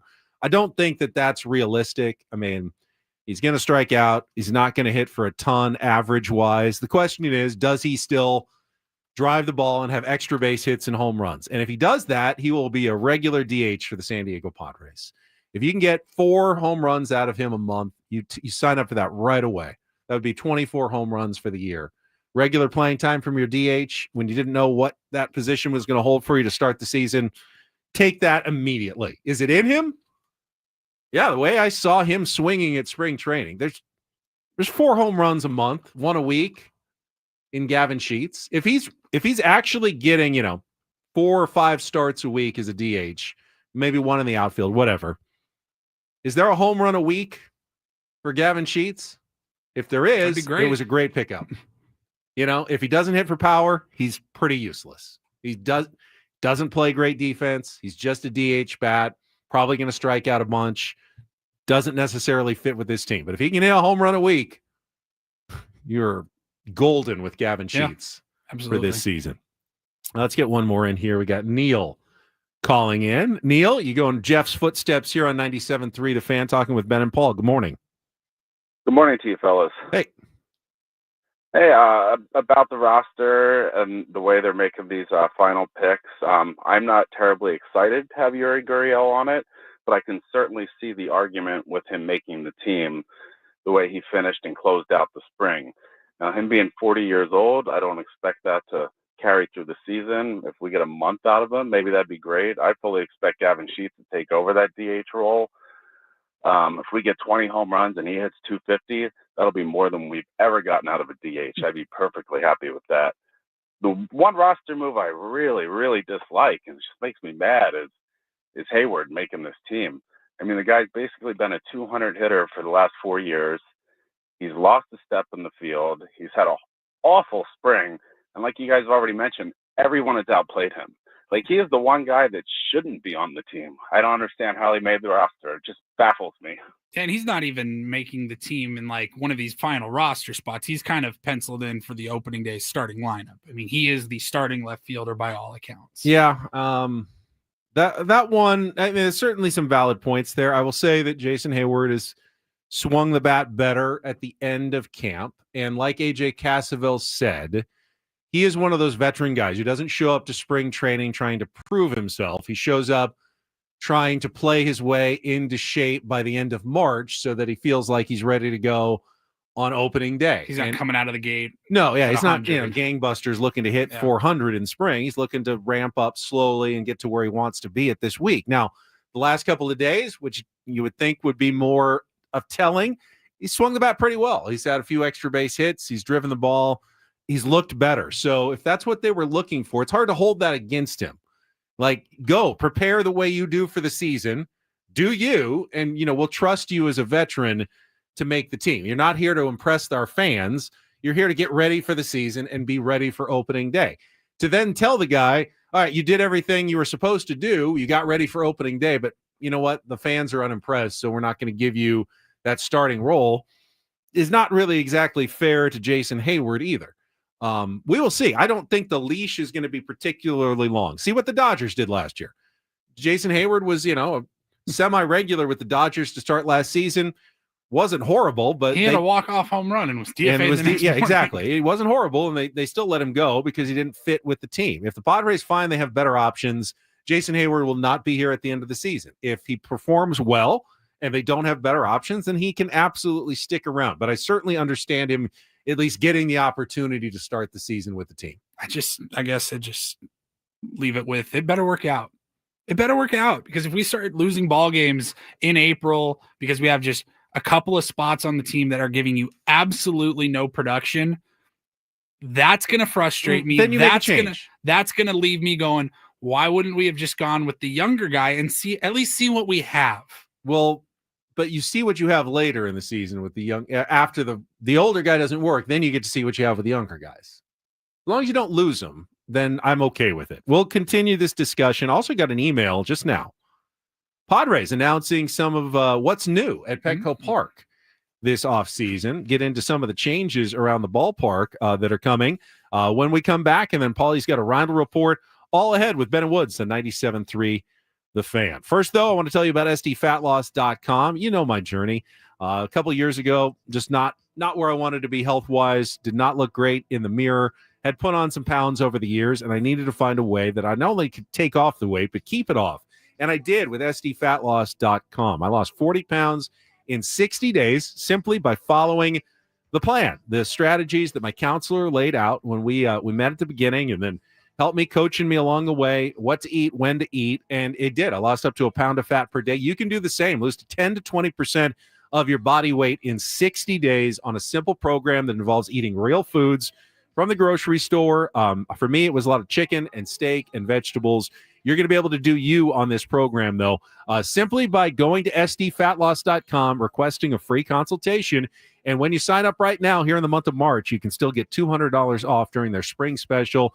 Get the weight off before summer hits, before you're in shorts and T-shirts and bathing suits. You can do it. I did it. You can do it as well. Tier 1s have done it. They have lost thousands of pounds, shared their stories with me. Success stories of weight loss that is sustainable without exercise, without injections. just a healthier lifestyle that is doable. You can do it too. Get your free consultation now. Go to sdfatloss.com. That's sdfatloss.com. Results may vary.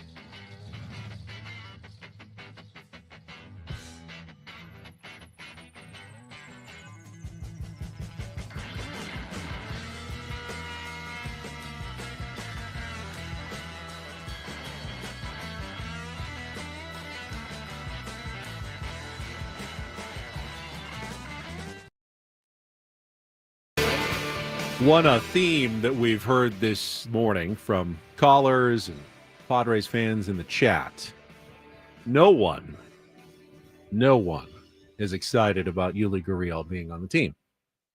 And that's true. I am also not excited about Yuli Gurriel on the team. Paul, are you excited about Yuli Gurriel being on the team? It doesn't really move the needle for me. Yeah, it's not an exciting decision. I will throw in though, what fan base is excited about their team's number 8 hitter? Because that's what Yuli Gurriel is going to likely be in the Padres lineup when he's in there as a DH option. Probably will be batting 8th for the San Diego Padres. You're not supposed to be necessarily excited about the bottom couple of guys in your order.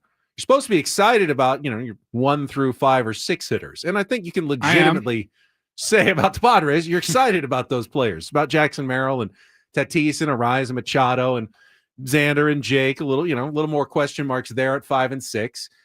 Top 4, great. 5 and 6, hopefully they have good seasons. 7, 8, what you get. Hopefully, Gavin Sheets maybe has a decent season. Can't always have a Jackson Merrill in the 7 hole. No, I mean if Gavin Sheets hits like he did in spring, we won't see Yuli Gurriel much because Sheets will have to be in the lineup as the DH, and Yuli Gurriel can't really play anywhere else. He'll fill in at first base from time to time. A day off or something. Yeah, he might be in there a day or so, but if Gavin Sheets hits, then we're spending a lot of time really worrying about nothing, about a player, an 8 hitter that no team is excited about their 8 hitter. You're not supposed to be excited. The Padres would love you to be excited about some of the changes.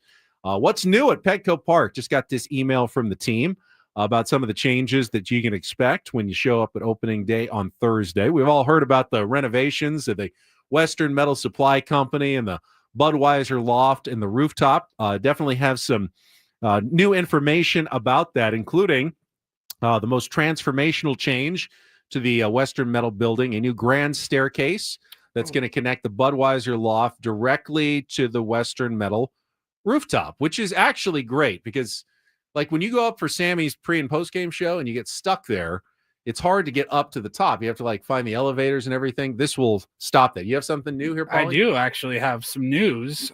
We will have to get back to the what's new at Petco Park because Kevin Acee has just updated his story on who's making the Padres opening day roster. He put it out yesterday and he's been updating it, and he just posted that outfielder Brandon Lockridge is on the team. The bench is set. Yeah.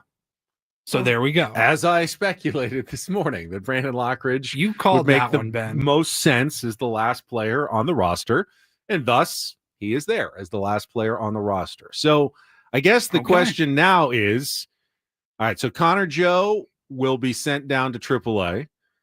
Oscar Gonzalez, as AJ Cassavell told us, has options and he can opt out of his contract at some point, but probably not until later in the season. Whereas May or June. Gurriel, it was yesterday was the deadline where they could opt out if they're not. So they kept roster. them on the team, which leaves only Eggy Rosario and Tyler Wade as guys who are going to have to pass through waivers. They'll be DFA'd because they don't have options to be sent to the minor leagues. They didn't make the team, so that makes sense. Did see someone posting about Tyler Wade's mom, on Facebook, saying he didn't make the team. So it looks like that is official.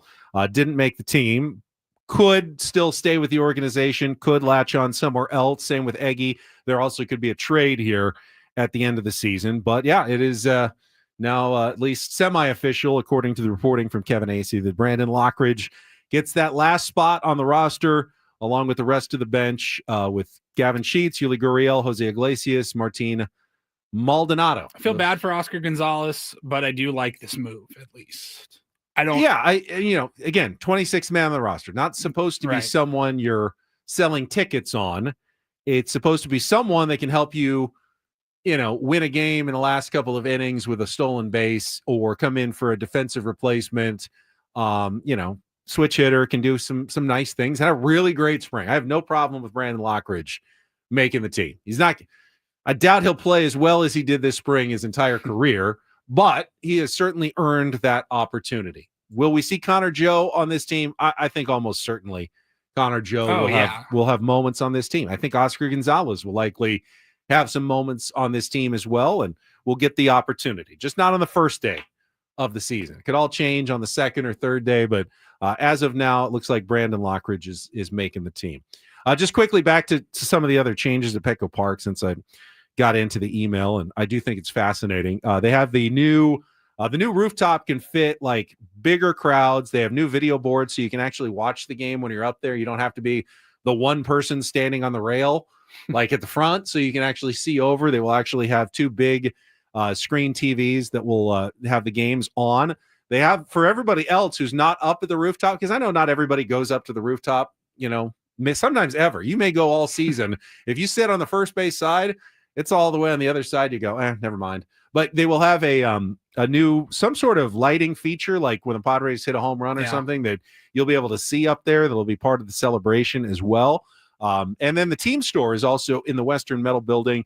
That, as we've been told, has been totally remodeled. Jeff, who just called us, said he went to the team store yesterday, said so much better, solid new merch as well. And he says the hat section is insane, Paulie. You're going to love the new hat section. All right, I'm going to have to check that out this weekend. At the team store. So those are the changes there. And then new food coming to Petco Park as well. I was doing my the Spirit of the Barrio luncheon. We had Sergio Del Prado, who's vice president of business affairs with the Padres, and he went through some of these changes as well. But new food at Petco Park. The Mini Donut Company is coming in, section 109, fresh mini donuts during the game. Mostra Coffee is going to be in with new coffees in the Mercado, and it stands around the park. Teaspoon. Everyone like their boba tea out there. Do. Yeah. I still have not totally gotten into it, Really? but I know the kids today love their boba. My kids love boba. It's like they're addicted to it, like $8 tea with little tapioca pearls in it, but you can get boba teas around the ballpark. And Delaware North, which is the main food provider, some new spots around the park, including Baja Lobster Roll on a Santa Maria grill at Pacifico in the Power Alley, a classic Tijuana-style bacon-wrapped hot dog at the Elote Michelada cart in section 100, and 3 different sliders, including the SoCal, the Bacon Blue, and the Pretzel Beer Cheese slider, all of which can be found at the Kona Big Wave patio on the terrace level. I am now hungry. So those are some of your new food options at Petco Park. All right, we'll take one more time out. Paulie's got some headlines with our Rhino Report coming up in our final segment. Do we have another shout-out to another shout-out to his family? A big one. Not as personal. Not as personal, but certainly bigger in the world of sports. We will get to that.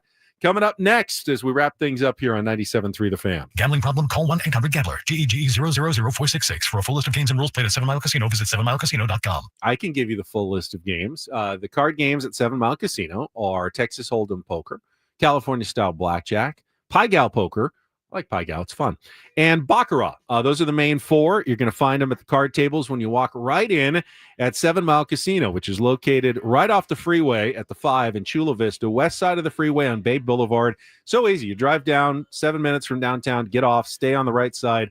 You're pulling into the parking lot in no time, and then you're sitting down in San Diego's best smoke-free card room. It is a great place to play cards or just hang out. Got TVs all throughout the property, including inside Sammy's at 7 Mile with the full bar there. Very comfortable, lots of booths, and the best patio, I think, in town.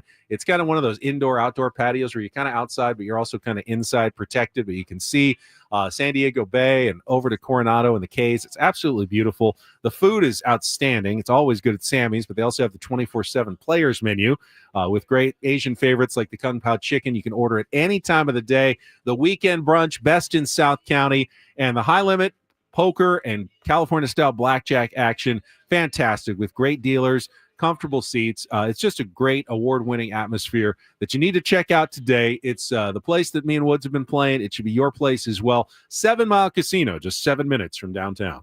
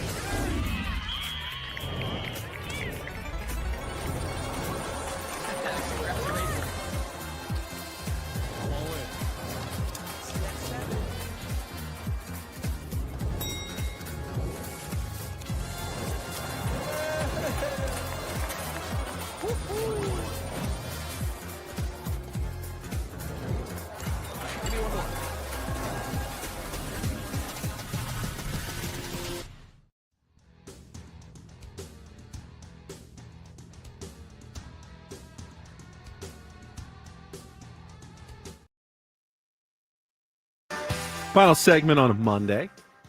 Woodsy expected to be back tomorrow.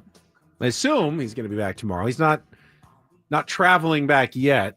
Paul, you said he's not getting back until later He tonight. sent me a picture this morning on a chairlift. So yeah, he's I think he gets in. I thought he was later done with tonight. the skiing, and that he said he got through it all uninjured. Is he going down another mountain? That's again? what I said. And then no, he had to drop off Bo at ski school. Oh, so I he's don't just know if riding up taking and the scenic route, riding yeah. back. Yeah. But yeah, I talked to him a little bit over the weekend. I think he said he gets in at like 7 p.m. tonight. All right, fair enough. He's still day to day. All right, well, we'll get all of Woods' ski stories tomorrow. We will also have opening day Padres tickets to give away, and we will chat with the CEO of the San Diego Padres, Eric Grupner. That's at 8 o'clock tomorrow? 8 o'clock. All right, Eric, we'll talk about some of those changes, I'm sure, that we just revealed a few for Petco Park for the upcoming season, and hopefully have some other thoughts on the start of the 2025 campaign this Thursday against the Atlanta Braves. So that's on tap for tomorrow's show. But we still have one more segment today with Paulie's Rindle Report. We'll get to that after our last check of traffic here on 97.3 The Fan. From the 855 Get Ross Traffic Center, protecting San Diego after accidents or injury, here's Kelly Danick. Traffic is brought to you by your local San Diego County UPS stores.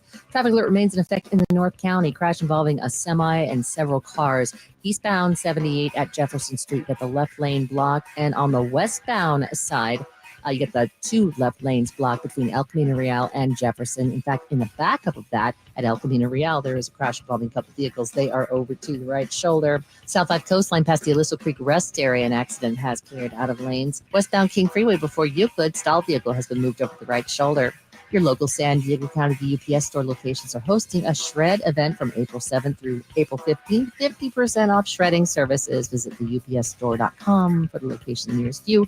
See store for details. I'm Kelly Danick with Ben and Wood, San Diego's #1 sports station, 97.3 The Fan. Get things started here with our today's edition of the Rindle Report. Now tuned into the greatest. Welcome to the Rindle Report with Paul Rindle. Hi, Paul. All right. 2 stories from the world of sports that we haven't gotten to yet. We'll start off in Major League Baseball. And 1 story that you didn't know you needed. Are you laughing, biatch? It's the Rindle Report Hey, Paul, how you doing? Okay, how are you? on 97.3 The Fan. Are you ready to bless the mood? I need some help, please. That was good. Can I get a oh yeah? All right.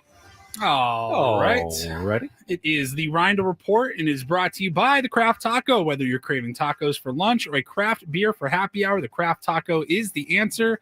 Now open in Balboa Park and Sereno Valley.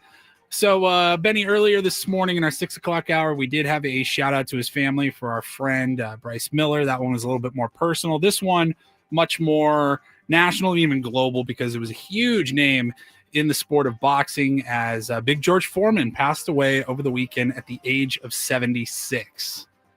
Probably most known for... He's known for a lot. Number of things. And I obviously... To have a full revival of his career. Yeah, after obviously the boxing career. Down goes Frazier, right? That was Rumble in the Jungle. Rumble in the Jungle. I mean, yep. The comeback in his late 40s and returning to the ring certainly was his number one claim to fame. But honestly, if I'm being totally truthful here, for the next generation. Yes, just real quick. He retired for 10 years, and then in 87, he was 38 when he came back. 30, late 30s, early 40s when he came back. Yep. But for the next generation, I'm guessing that he's probably more famous for the George Foreman grill. Right? Yeah.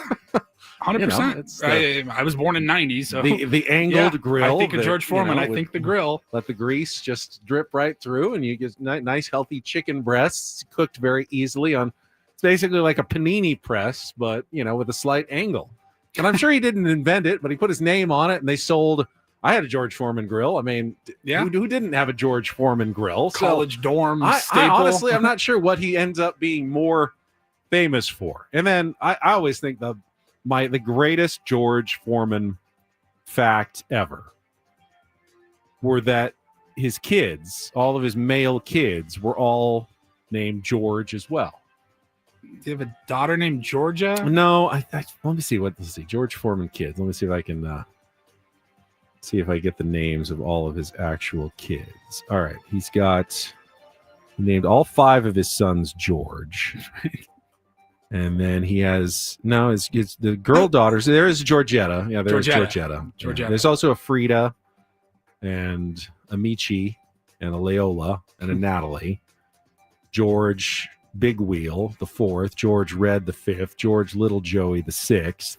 I mean, they're all George. It's just it's incredible. Seemed like a fun guy. It's incredible. He was an America's sweetheart type person for sure. Yeah. But as we do when they leave us. Shout out to his family. And I really hope we can see more unity and more peace when already things are so difficult. So, shout out to his family. From the chat, I Need Money says the George Foreman grill walked so the air fryer could run. Zach says, haha, OMG, the full name of the grill. And this is true. I remember this is the George Foreman Lean, Mean, Fat Reducing Grilling Machine. Legendary. George Foreman. I'm very nervous. Adam right Klug now. has popped in the studio. He seems like he's got something on his mind. Adam? I just wanted to share a quip about George Foreman. Okay. I imagine this probably isn't factual or the real reason, but we had him when I was working nationally with Doug Gottlieb, had George Foreman as a guest, and asked him why he named all of his kids male George. children George. Yeah. Do you want to know what his response was? Sure. More than anything in the world. When you get hit in the head that many times, it's hard to remember everybody's names. So he just named everybody George. You know, and I thought it was a wonderful generations. story. So they're not like George the Second, George the Third. No, George but he did name them that. They're all just There's they're George all the just 2nd, George? 3rd, 4th, 5th, and 6th, but they're all the same generation. So I don't know if that's technically how it's supposed to work. But so while I'm not certain he that made that's it work. While I'm not certain that's the actual reason he did it, I'm sure he adopted that story and told it all the time, and it was something I always I always remembered. kind of assumed massive egomania, but I mean that was just my guess. But he also seemed like a fairly nice guy as well. So I don't know. Rest in peace and shout out to his family, to one George Foreman. Thank you, Adam. Beat it. All right, and then so a little conflicted on this next story here in college basketball. We talked about it. This kid on Friday, Amir Khan, the student manager for McNeese State. And he became a icon over the weekend with his walkout with the team. He's got the big boom box, and it was a fun moment. And it's turned into much more than that for Amir Khan. First of all, I saw that he is, I think it was Yahoo Sports. They gave him like the photoshopped with the big block letters that say transferred, like he entered the transfer portal. He's a manager. He's not a player. He is going with their head coach. McNeese's head coach is now going to be NC Wade, State. right? Will NC State, Wade. He's going to NC State, and he's taking the manager with him, who's going to be a grad student assistant for NC State. And I saw that he now, over the weekend, was like, they said he had over 100 calls from prospective NIL endorsement deals. He was seen over the weekend in Providence wearing a customized Under Armour jumpsuit that had his nickname Aura on the back. Matt Norlander, who covers college basketball for CBS Sports, says, I'm told he has 12 NIL deals, all totaling well into 6 figures. Buffalo Wild Wings, Tick Pick, TurboTax. Those are the 3 biggest NIL deals. And I just go, have we lost the idea of one fun moment, it goes viral, and then it's over? Like, I don't he's mind. gonna have a podcast now, I'm sure, probably starting a crypto coin, Aura coin. I don't mind the fun moment. I don't understand. What are you really going to use Tick Pick because he put it on his boom box? I mean, really, is that how you're making your decision about where you're buying your online tickets? Are you more likely to buy an Under Armour sweatsuit because Amir Khan, is that his name? Amir Khan, Amir Khan, because he was wearing one And I don't mind him cashing in. If someone's going to give him the money, hey, I'm going to take the money too. 100%. I just don't know why they're giving. They're not. It's not like McNeese. They didn't even make the second weekend of the tournament. You're not going to see this guy again at all until probably NC State maybe makes the tournament next year, if they even do, or he'll be forgotten forever. What were you getting out of your money? It was a fun weekend for him, a life-changing weekend, obviously. I was watching a little bit of the McNeese State game on Saturday, I think they were playing, and Spike Lee is sitting next to him courtside. Yeah. Like, this kid's trying to keep his cool. I mean, he's courtside because he's a student, he's the manager or whatever, right, assistant, but and Spike still, Lee has courtside seats. I don't think they orchestrated it that way. It's still a he cool was there. moment. He was there next to Spike Lee. Kid's trying to act cool, and Spike Lee is sitting right next to him. But yeah, I saw all those NIL deals. I go, huh. All right, it's very Hawk Tua-esque. One moment on social media now leads to, he's probably being elected official in a couple of years. And then we will wrap up with, there's no shortage of weird airline stories, especially in 2025. I've got one here about a man who was from New Jersey, and he is suing United Airlines. He is claiming that the pilot of this United Airlines flight pulled him out of the bathroom stall for taking too long. This happened a few weeks back. He was flying home from Mexico with a buddy, and the flight attendant had to wake up this man's friend who was napping in his seat and said, I need you to go check on your friend. He's been in the bathroom for 20 minutes. So the guy kind of knocked on the door and was yelling through the door. And the guy says, I'm fine. I'm just constipated. He'd been there for 20 minutes, so they leave him alone. Then 10 minutes later, we're like on a half hour now where this man has just been sitting in the bathroom stall on the plane. The pilot comes to check on him, and he won't come out of the bathroom. So he's alleging in this lawsuit that the pilot started screaming and demanding that he comes out of the bathroom. The pilot kicked the lock and busted the door open. They pulled the guy out of the bathroom. His pants were around his ankles. Everyone can see his junk. He says the pilot, the flight attendants, and several of the passengers there all got a really good view of this man. And he is now suing, him and his friend are suing United Airlines. They're claiming that they were treated unfairly. I don't know how that's going to go over for them. I am on the pilot's side on this one. And here's why. Now, no one should ever be forced to rush when, nature, calls. It sometimes takes a while. That's fine. But when you only got, one or two lavatories on a plane, and it's for 140 or however many people are on that plane, and you're in there for 20 minutes, and you're so constipated, and we've all been constipated before, but you're so constipated nothing is happening, then why not just wait until the flight's over and go use one at the airport? But to sit there for 20 minutes and you're not doing, and nothing's happening, at some point, you just have to pull the plug and go, all right, you know what? It's not going to happen for me. It doesn't seem to be that much of an emergency. If you couldn't go in 20 minutes, then you didn't have to go that badly. And there are other people presumably on the plane that need to use it more than you do. So in this sense, I think he was in the wrong. He was in there too long. At some point, you just have to, well, you know how you know what the expression is. S or get off the pot, right? I mean, yeah, it's an entire expression. I think I tend to agree with you, but I also don't know what you're supposed to do in that situation. I mean, but you can't just sit there for half an hour. He felt he was pot committed, as it were. All right, thank you, Paulie. You're very welcome. Quickly before we go, we have a lineup for the Padres' final spring training game. So everyone's just getting one at bat and then getting in their cars and heading back to San Diego, apparently. But looks like a fairly regular lineup. Luis Arraez leading off at first base. Fernando Tatis Jr. batting second in right. Jackson Merrill in center hitting third. Manny Machado cleaning up at third base. Jake Cronenworth batting fifth at second. Xander Bogaerts, shortstop, hitting sixth. Gavin Sheets, the DH, hitting seventh. Jason Hayward in left field batting eighth. And it'll be Martin Maldonado behind the plate, batting ninth, with Stephen Kolek on the mound, looking to make a final good impression as Padres decide on their last starting pitchers. So that's against Seattle to look for today. Then I mean, it's really going to be Kolek's interesting. Pretty much the only thing. I think there's actually the competition for the final starter spot may not be over, and they want to see one more thing from Kolek before they decide. So that's what I'm watching for today. 12:10 start, and then it's over. back home for opening day on Thursday. We'll have Woodsy back tomorrow. Braden is coming up next, but we are done for today. Nice job, Paulie, the executive producer of the program. I'm Ben Higgins. Thanks to the Tier 1s. We'll talk to you again tomorrow morning at 6 a.m. right here on San Diego's #1 sports station, 97.3 The Fan. So long.